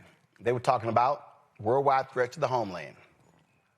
And when I talk about Trump's folk were getting their asses pimp slapped left and right, I think the Democrats were just passing baby powder down the line. And it was just like, It was a scene out of How High as they was just pimp slapping folk. Y'all, Mississippi Congressman Benny Thompson, at Kappa, I give it to him. Y'all, He called on Ice Barbie Christian Nome to resign, and he left Michael Glasheen, the operations director of the FBI's National Security Branch, y'all, speechless when they were talking about Antifa. Roll it. Executive Order Domestic Terrorist Organization, Antifa. That's our primary concern right now. All right, that's what President Trump did. What does the FBI say? We share the same view. When you look at the data right now, you look at the domestic terrorist threat that we're facing. Right now, what I see from my position is that's the most immediate violent threat that we're facing on the domestic side. So where is Antifa headquartered? What we're doing right now with the organization. Where in the United States does Antifa exist? If it's a terrorist organization, and you've identified it as number one. We are building out the infrastructure right now. So what does that mean? We're trying to get the information. You say Antifa is a terrorist organization. Tell us as a committee, how did you come to that? Where do they exist? How many members do they have in the United States as of right now? Well, that's very fluid. It's ongoing for us to understand that. The same, no different than Al-Qaeda and ISIS. No, I don't want you. I'll ask one question, sir. I just want you to tell us. If you said Antifa is the number one domestic terrorist organization operating in the United States, I just need to know where they are, how many people. I don't want a name. I don't want anything like that. Just how many people have you identified with the FBI that Antifa is made of? Well, the investigations are active. Sir, you wouldn't come to this committee and say something you can't prove. I know you wouldn't do that. But you did. Here's the shortened version of that clip. Yeah, it was 12:15. Exact. If I'm not mistaken, it was. Now you see something. Now you see now. You done fucked up. You know that, don't you? I see what I'm saying. I thought. No, so, you know what I'm saying? That you done fucked up now. You know that, don't you? The more questions that cop asked, the more I thought I wasn't gonna never see daylight again. With Benny Thompson, first of all, y'all, Benny Thompson was the ultimate black daddy. He went, Every black person knows that feeling when your ass lying and your daddy go, Matter of fact, roll that again. Just roll that again. Roll Benny again. Come on, roll Benny again. Executive Order Domestic Terrorist Organization, Antifa. That's our primary concern right now. All right, that's what President Trump did. What does the FBI say? We share the same view. When you look at the data right now, you look at the domestic terrorist threat that we're facing. Right now, what I see from my position is that's the most immediate violent threat that we're facing on the domestic side. So where is Antifa headquartered? What we're doing right now with the organization. Where in the United States does Antifa?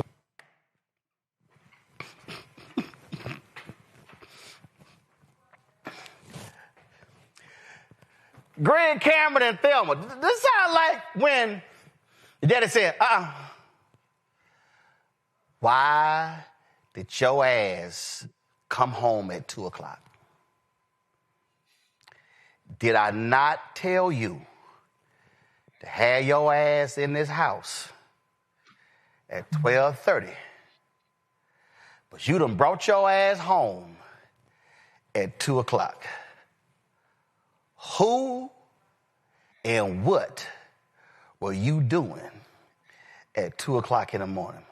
Well, I asked your ass, who were you with and what were y'all doing that brought your ass home at 2 o'clock in the morning?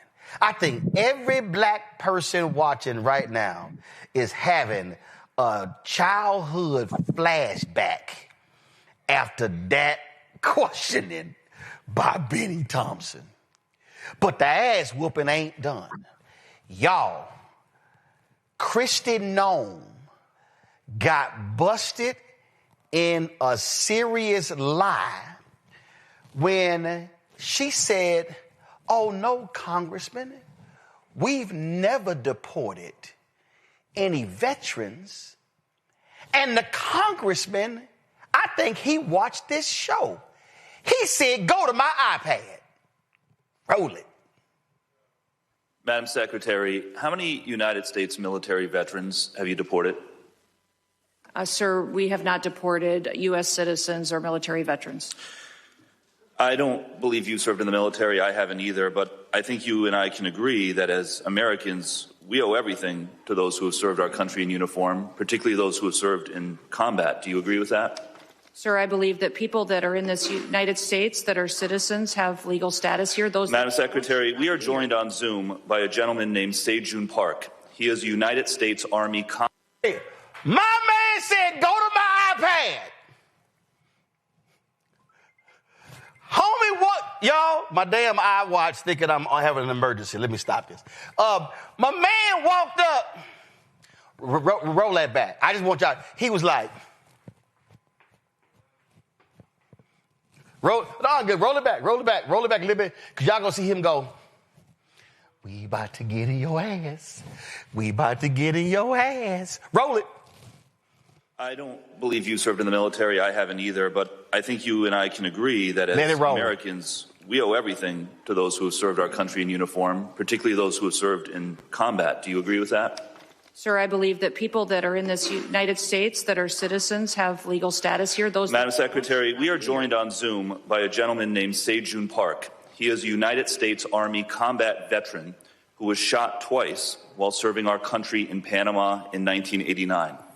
Like many veterans, he struggled with PTSD and substance abuse after his service.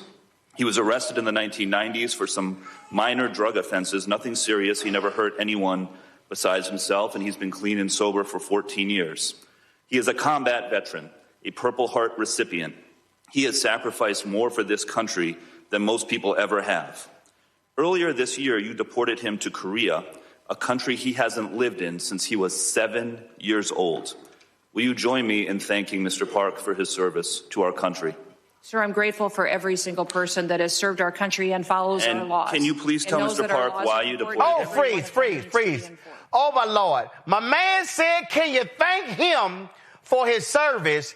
And then she tried to go all lives matter. Keep going.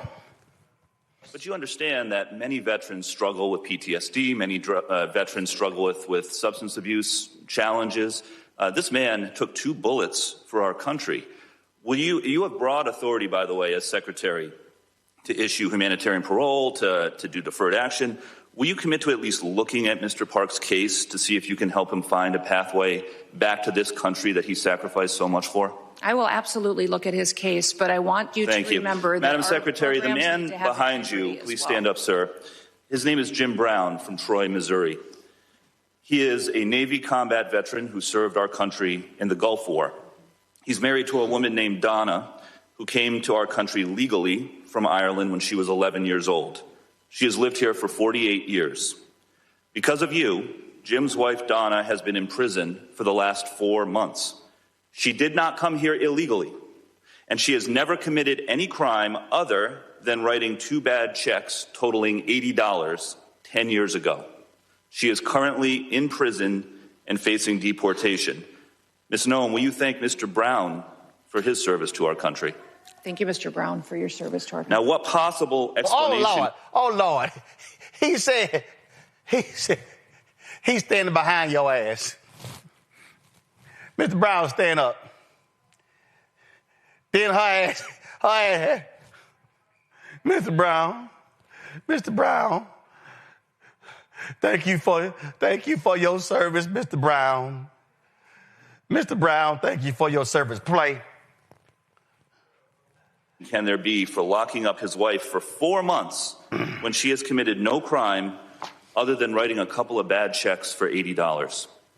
Sir, it is not my prerogative, my latitude, or my job to pick and choose which laws in this country get enforced. You have broad discretion as the secretary. You can issue parole. You can do all kinds of things, but you're choosing not to.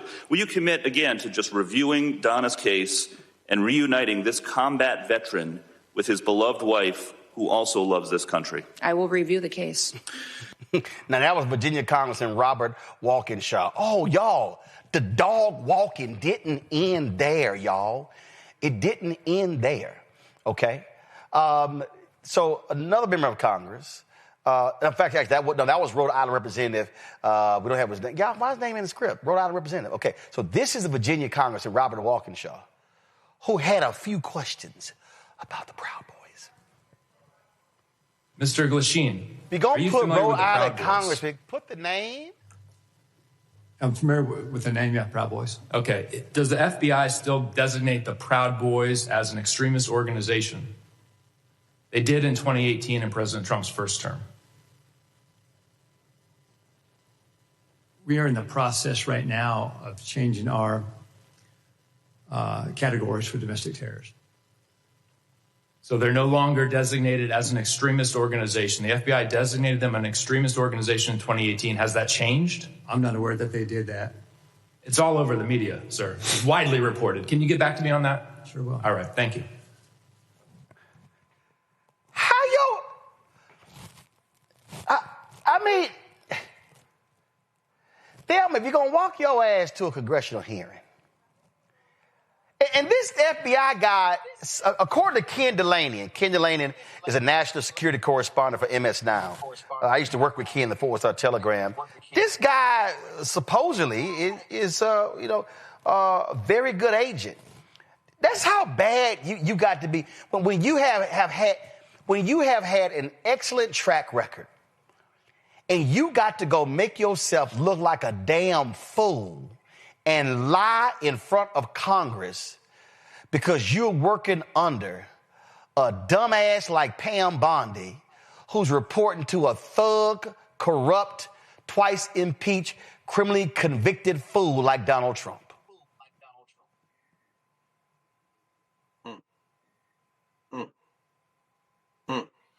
That's for you, Thelma.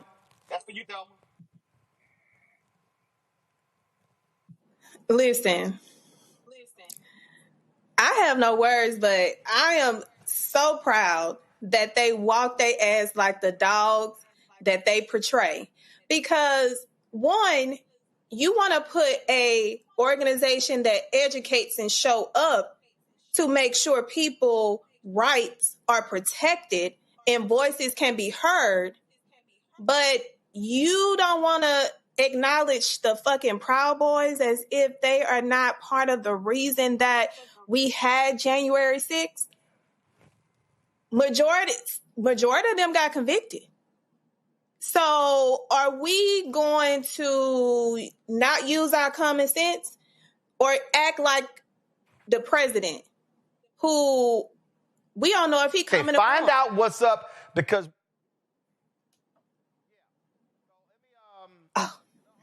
So my whole thing is, we have individuals, if we continue with this type of checks and balances, pulling the receipts.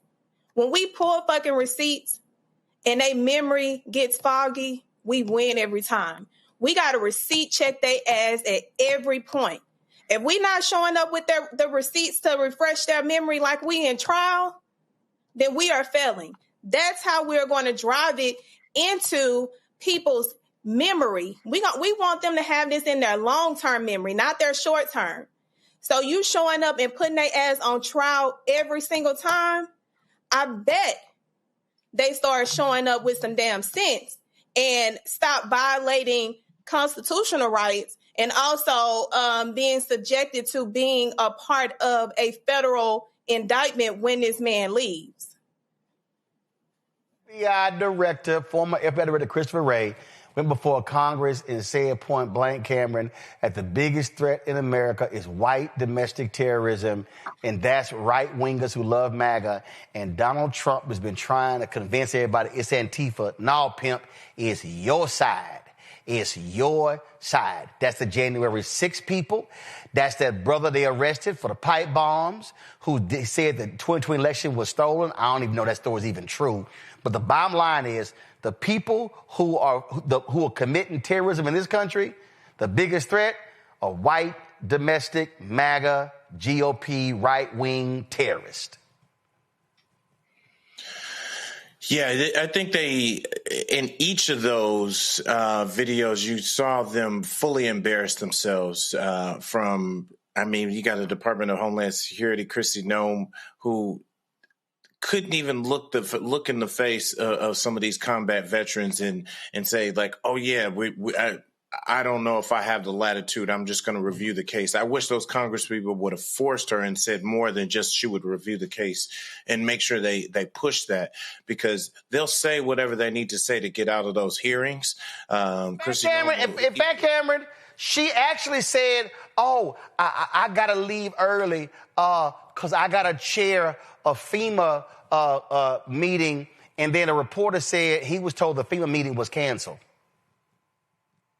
No, they're looking for any out. They're looking for any out not to be caught on tape, because what they do realize, and even with this, that agent who was there, and he better hope he wasn't lying, because there's a lot of get back coming in terms of like, it's a federal offense to lie to Congress, especially if you're under oath.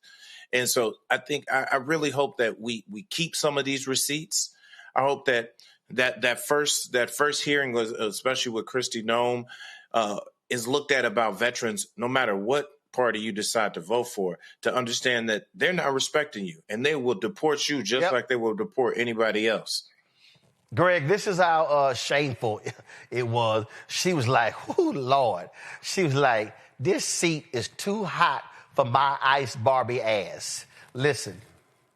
I apologize. The gentleman's time has expired. I know the secretary has to leave, and I would now recognize a gentle lady from Texas, Ms. Johnson, for 5 minutes of questions. I'm just going to take the position that she was scared of my questions. Mr. Chairman, if we could stop the clock and wait until after all this. The clerk will suspend. If we could reset the time, that would be helpful. How your ass got to leave when they tell you how much time they going to need you testifying before Congress? Nah, they were whooping that ass so bad, she's like, look, she went no mas. She was Roberto Duran. No mas, I got to go. Doggone Kristi Noem. The ice Barbie, as you say. It's a beautiful thing. She talking about a FEMA meeting. Didn't the governor of California travel here a few days ago looking for that money for relief from the fires? And nobody would meet with him? Doggone Kristi Noem. But the beautiful thing about it is, and she's being drugged for filth, of course, including right now, after her I gotta leave excuse. But in addition to that, it's a couple of interesting things. The right wing, I shouldn't say right wing. Let me stop. Let me not say that. Let me say it more accurately. The white nationalist press is dragging her for filth, floating the idea that she's about to be replaced. And so it made Salon.com yesterday or the day before, whenever. And of course, the White House denied it, which means she's probably on thin ice. We not because, she's cosplayed so much. And one thing about Bozo, his mind is gone. He's clearly deteriorated in so many ways, physically, intellectually, mentally. And one thing about it, though, that he maintains a laser focus on is appearances.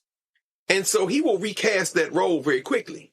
Now, to the point you raised, Brother Cameron, he's absolutely right. You better not have lied to Congress, Mr. Glasheen, who was the operations director at the FBI. And as you say, Roland, he's been around for a quarter century. In fact, he was promoted during the Biden administration. He didn't lie. Why? And I went back and looked at his written remarks, for the record remarks. You can go to FBI.gov and look them up. They're called Worldwide Threats to the Homeland. Notice, if you read through his prepared remarks for the record, there is not one mention of Antifa. He got blindsided like everybody else. So he's sitting there twiddling his thumbs. We're standing up. We're moving with it now. We're setting up the process. Oh, that's true. Why? Because these fools done told you to put Antifa on the list, and you looking like, what the hell? Ex-Marine. I'm trying to follow orders, but it ain't no threat. Now let me be very clear finally about who Antifa is. My father, Haywood Carr, born 1921, Buffalo Valley, Tennessee, drafted into World War II. My father was Antifa. My Uncle Bill was Antifa. My Uncle Thomas Hayes Jr., my mother's brother was Antifa. Also, his brother Buddy. Also, his brother Doc. They were all Antifa. I have a lot of cousins who were Antifa as well, because they fought Hitler. What is fascism, you fool? Now, I'm going to tell you something. I am Antifa as well. So is everyone. I'm against fascism, my friend. And as this man is sitting there trying to come up with a label, I'm going to tell you right now what the defense cannot be. The defense cannot be I am not Antifa. The defense is I am Antifa, and you're a fascist.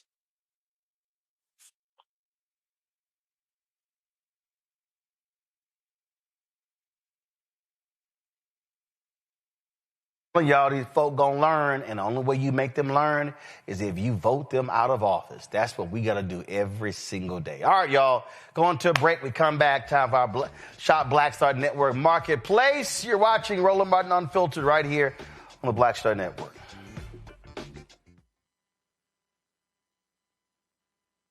They said the quiet part out loud. Black votes are a threat, so they erased them. After the Supreme Court gutted the Voting Rights Act in 2013, Republican legislatures moved fast. New voter ID laws, polling place shutdowns, purges of black voters from the rolls. Trump's Justice Department didn't stop it. They joined in. In 2018, his DOJ backed Ohio's voter purge system, a scheme that disproportionately erased black voters. Their goal, erase black votes and political power. Yeah, that happened. These are the kinds of stories that we cover every day on Roland Martin Unfiltered. Subscribe on YouTube and download the Black Star Network app. Support fact-based independent journalism that centers African Americans and the issues that matter to our community.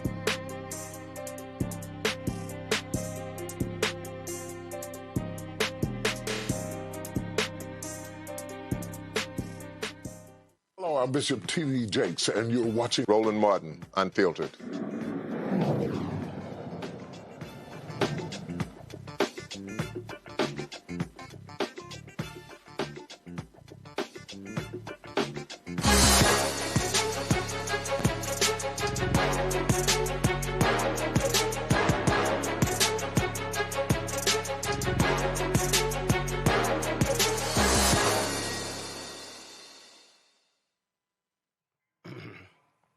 All right, folks, Christmas season is here, and different kind of gifts you can get. Now, finding the right skincare products can be a challenging task for many people. Dr. Susan Evans has developed a skincare line specifically designed for black people and other people of color. Now, see, Doc, we put black in there. We don't say people of color. Health and beauty expert and the creator of Dr. Susan Skincare. She joins us now from Beverly Hills, California. Doc, glad to have you here. Okay, so what makes this so different or unique and specific to folks with melanin? First of all, thank you for having me. I'm a huge fan of the show and you, so I'm glad to be here. So what makes this different, this line different? Well, I've been practicing in Beverly Hills for about 20 years. I'm black myself. I have like a lot of black celebrity patients. And even though I went to Spelman, of course, that also focuses on that, Morehouse and Harvard Medical School, NYU, Cornell, my training really wasn't about skin of color. It's like the smallest part. But of course, I have a special interest. I've been doing it for a long time. I'm always looking to find the right science to make sure that skin of melanin can glow. See, the reason this is interesting, just the other day, I think I sent it around. Somebody did a video, I got to remember the sister who did it. She did a video talking about Polaroid. It was Ashley B. And she talked about the Shirley card and how Polaroid, what they did was Kodak, they developed film based upon a white woman. And she was like, one of the reasons a lot of our, grandparents and others, they always look dark in the photos because it was never developed. And so the reality is, when we talk about a lot of stuff in our society, let's just be frank. So many products have been designed for white people. Absolutely. Yes. I mean, when it comes to internal organs and the heart, the lungs, it's pretty much the same. It's depending on whatever your race is, it doesn't matter. But when it comes to skin and hair, it's a little different. And so I've taken that extra effort and time and research to find the science that makes the difference so that we don't have to worry about scarring and, certain procedures that were okay for light skin that doesn't work for our skin. I've been doing this for a long time and done the homework so that you know how to get the things that will make the difference for your skin. All right, then. So let's walk through here. So we've got, let's see, what's this right here? We've got Natural Advanced Anti-Wrinkle Neck Face Decollet Cream. Oh, yes. So you know what, Roland, maybe I could make this more interesting to you, which first of all, I admire you going for it as a man. But if I could talk about what might be good for you. Go ahead. Okay. I happen to know a little bit about your history because I think you like to golf. Hell yeah. Yeah, you do. And you wear a cap out there. And I'm not sure if you're wearing sunscreen or not. Yep, I do. I do. This is specifically made for the neck. Okay. It's really packed with peptides. It has hyaluronic acid in it. It has what you need to make the skin on the neck that's different from the rest of the skin soft, smoother, younger. And the neck is one of those things that you kind of forget about. Even if someone's putting sunscreen on, a lot of times they just put it on their face. Yes. Now, normally when I play, I spray here, I spray face here, ears, back of the head as well, and then of course arms and legs. And that's good. First of all, good job doing that. Oh no, I got 10 golf bags. I got sunscreen in every single golf bag. I'm so proud. Some people think that black people don't need sunscreen. Oh hell no, we do. Yeah, and then when we have uneven skin tone, what it does, some people think they can go out and even out their uneven skin tone by the sun, but that's not true because the sun goes to the dark thing and makes the dark thing darker first. So I get that. I get that up here. So what happens, you're right, when I wear a cap, now you really can't see it now because it's been cold as hell here and I ain't been out there. But normally what happens in the summer months, you can literally see it'll be a line right here because I'm wearing the cap. And so it'll be dark here. Oh my it'll God. be lighter up here. Because you're protected other places and this is the area that's getting the dark. So if you don't wear sunscreen anywhere else, I'd like you to wear it. Make sure to wear it on the dark streak area because that's how you can at least even out some of your skin. And so this is for the neck because I got to tell you, Regina Hall, she wants me to tell everybody she's my patient and she wants everybody's neck to look young. She's on the red carpet. She's on the red carpet. I'm constantly looking up the best peptides, hyaluronic acid, whatever it is to keep her neck young. I made this one with her in mind.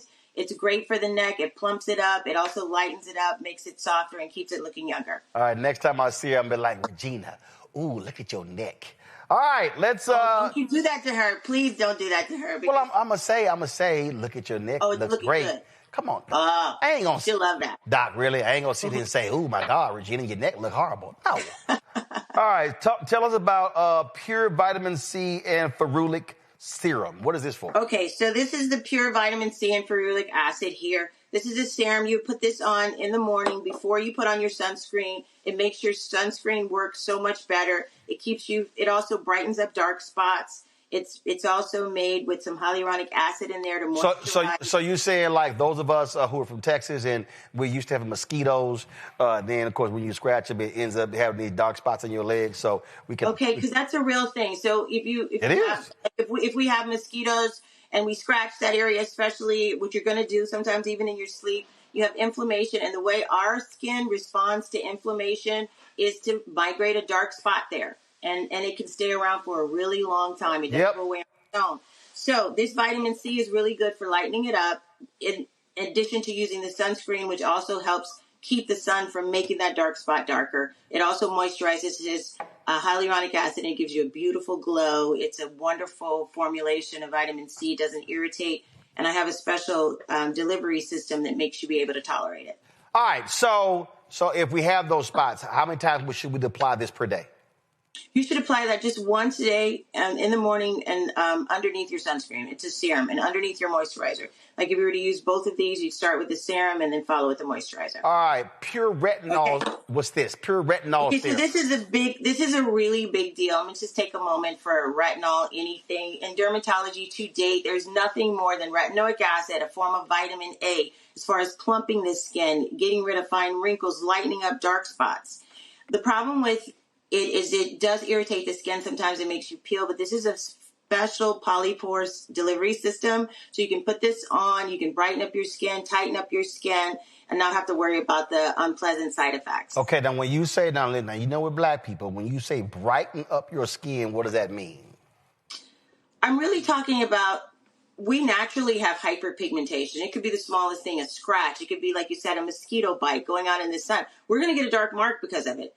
So this will actually kind of keep it under control, keep the melanin from, being hyperpigmented, which is not the normal color, and even out your skin tone. When I say brighten it up, I more so mean even it out. Okay. All right. Question. Okay. Yeah, no, absolutely. So if you were going to use both of these, I would use the vitamin C serum in the morning. I would use the retinol serum at night.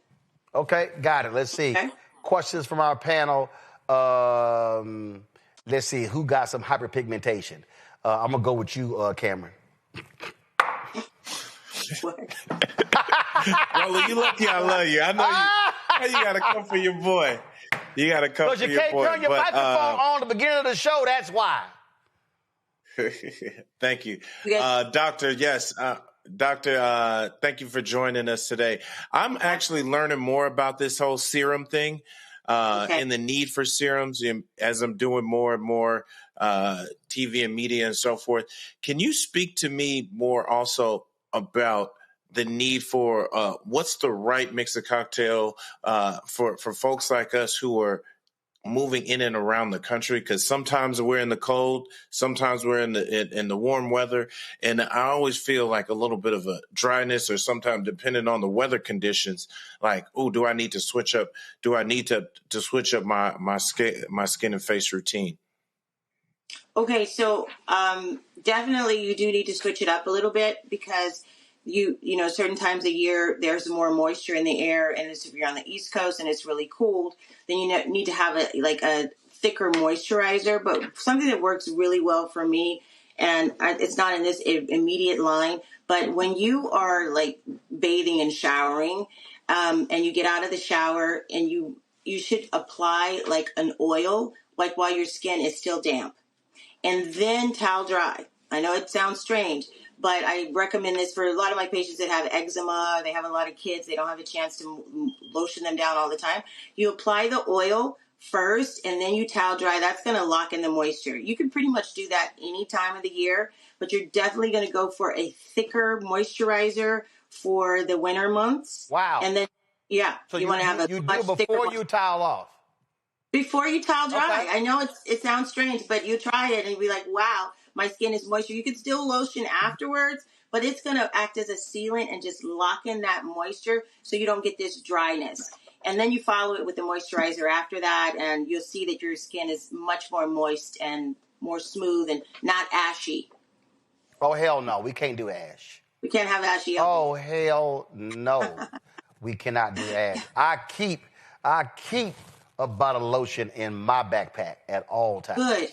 I don't tolerate ash. Can't do it. Yeah. Thelma, Lawyer Bay, go.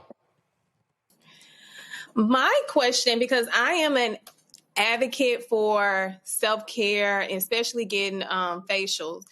How often do you recommend facials, especially when temperatures change? I know the cell turnover plays a big part in the hyperpigmentation, but how often should we be getting facials?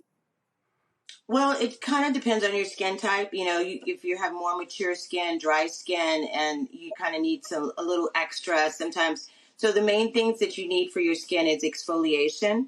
You need to be using a form of vitamin C. You also need to moisturize your skin, especially. So oftentimes when you get these facials, they focus on those things. And sometimes when the skin gets so dry, believe it or not, if you don't have like a hyaluronic acid or like a glycolic acid or something kind of a peel first, your moisturizer doesn't penetrate. So oftentimes when you go get a facial, you get a light peel.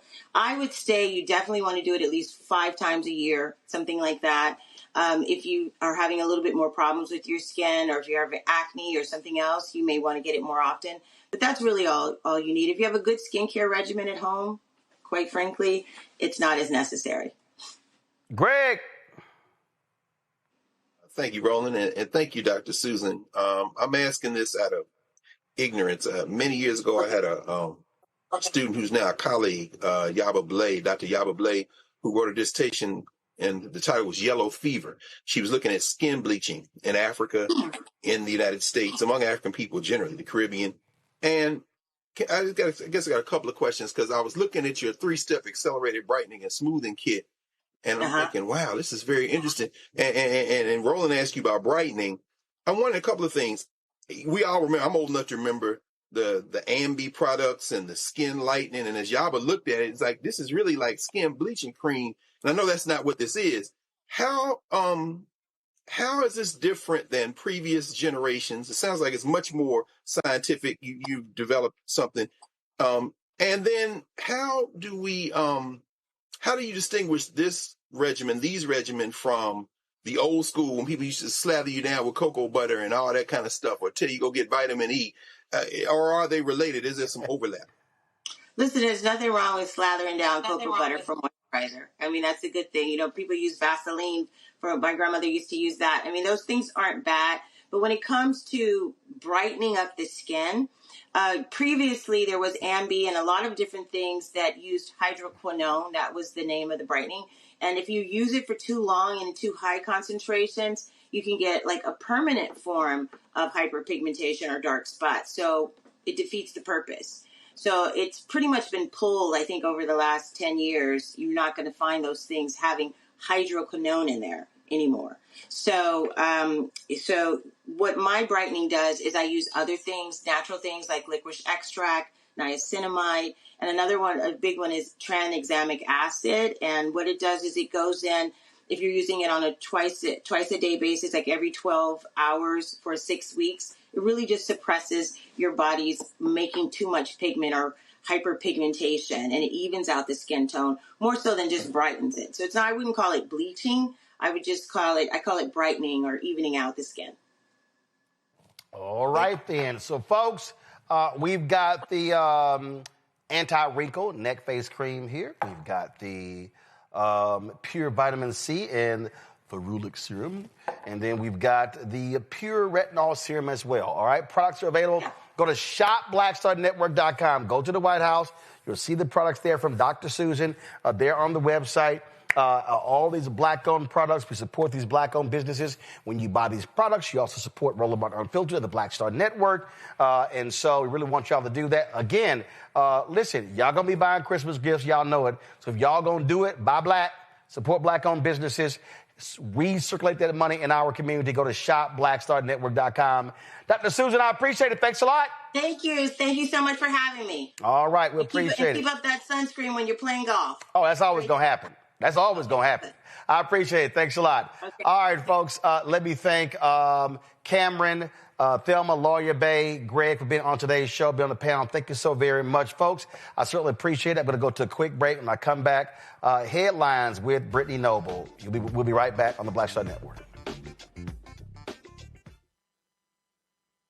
This week on The Other Side of Change. Book bans, anti-intellectualism, and Trump's continued war on wisdom. This is a coordinated backlash to progress. At the end of the day, conservatives realized that they couldn't win a debate on facts. They started using our language against us, right? Remember when we were all woke and the woke movement and all that kind of stuff?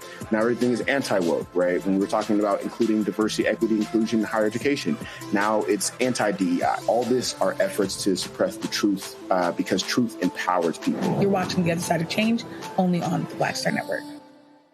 Next on the Black Table with me, Greg Carr. America is being reshaped in real time by a group of 6 people, unelected and without any checks and balances. By the end of the current Supreme Court session, education, the workplace, who gets to elect our leaders, and so much more could radically change. This week, we reconvene our legal roundtable and look at what the new America may look like and how we should respond.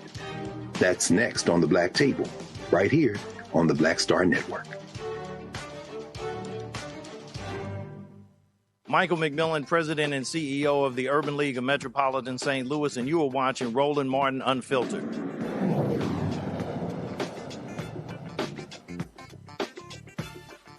Is Black Star Network anchor Brittany Noble.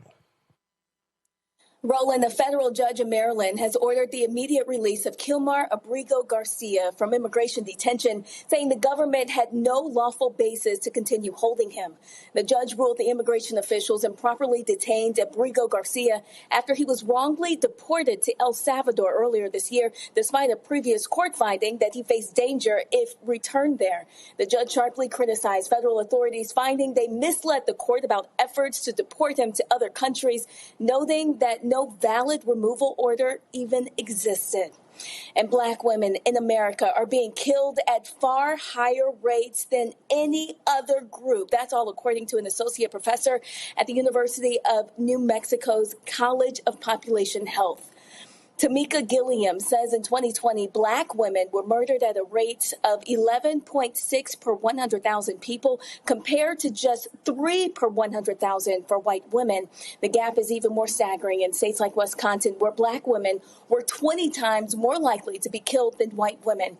Researchers also found that 90% of black women were murdered knew their killer, and the risk is even higher for women who are pregnant or recently gave birth, underscoring what experts call a growing public health crisis.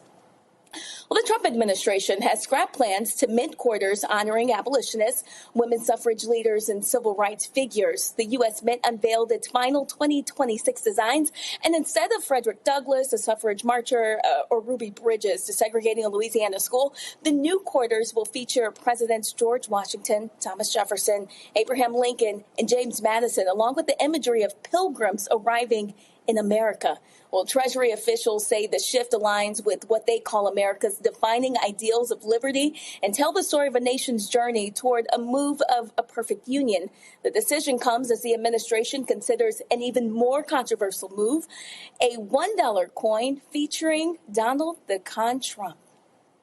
Well, a new Pew Research Center study, the group's first to examine teens' everyday use of AI chatbots, finds that nearly 70% of American teenagers have used a chatbot at least once. And among daily users, 16% say they interact with AI several times a day or almost constantly. While chatbots are often promoted as tools to help with schoolwork, researchers say many teens are also turning to them for companionship and even romantic interaction. That shift is raising concerns about how heavy AI use may affect social development and emotional maturity. ChatGPT is by far the most widely used chatbot among teens, followed by Google's Gemini, Meta AI, and Microsoft's Copilot. Well, Grammy-winning artist Sean Paul is using his platform to shine a global spotlight on Jamaica's recovery after Hurricane Melissa, the massive Category 5 storm that devastated the island. Well, the hurricane damaged or destroyed more than 116,000 buildings, displaced up to 25,000 people, wiped out tens of thousands of farms, and triggered widespread power outages. In a heartfelt message from his home in Kingston, Paul announced that through the Sean Paul Foundation, he's partnering with Food for the Poor Jamaica to get relief directly to impacted families. He also pledged to match every donation up to $50,000. To donate, visit foodforthepeoplepoorja.org/Sean Paul Foundation. We'll have more after the break. Stay with us. You're watching Roland Martin Unfiltered. That is it for us. Certainly appreciate it. Thank you very much for watching. If you want to support the work that we do, join our Bring the Funk fan club. You want to contribute, go to, use the Cash App. If you want to contribute via Cash App, use the Stripe QR code. You see it right here, bottom left-hand corner. PayPal, R. Martin Unfiltered. Venmo, RM Unfiltered. Zelle, Roland at RolandSMartin.com. Roland at RolandMartinUnfiltered.com. Checks and money order, make it payable to Roland Martin Unfiltered, P.O. Box 57196, Washington, D.C., 20037 7-0196. Download the Black Star Network app, Apple phone, Apple TV, Android TV, Roku, Amazon Fire TV, Xbox One, Samsung Smart TV. If you want to get our Black Star Network, Roland Martin and the swag, go to shopblackstarnetwork.com. T-shirts, hoodies, wall art, mugs, you name it, we got it. Also, if you want to support the black products that folks like Dr. Susan and her skincare products right here, got them in my hand. We just had a conversation with her right here. And then, of course, all these products to my left right here, all black-owned products that we have at shopblackstarnetwork.com. Again, go to shopblackstarnetwork.com. Shop our marketplace. When you support these companies and buy their products, you're also supporting this show and network. And Fanbase, folks, don't forget, download the app Fanbase. They've raised $14.6 million. Hey, time is running out. That's right, time is running out. The crowdfunding raise ends on the 18th, just 7 days away. They raised $14.6 million, $2.4 million left to hit the goal. Get more information at starengine.com/fanbase. Because of the breaking news, I couldn't get to the Somali story. I'll talk about that tomorrow. Lots more to break down. Don't forget, share the show, share our segments, share with folks, please, so they can watch the show. Because, again, ain't nobody doing the way we're doing it. And we're here every single day bringing you the news and information that matters to our people. And that's critically important. I'm going to see y'all tomorrow right here. Roland Martin Unfiltered on the Black Star Network.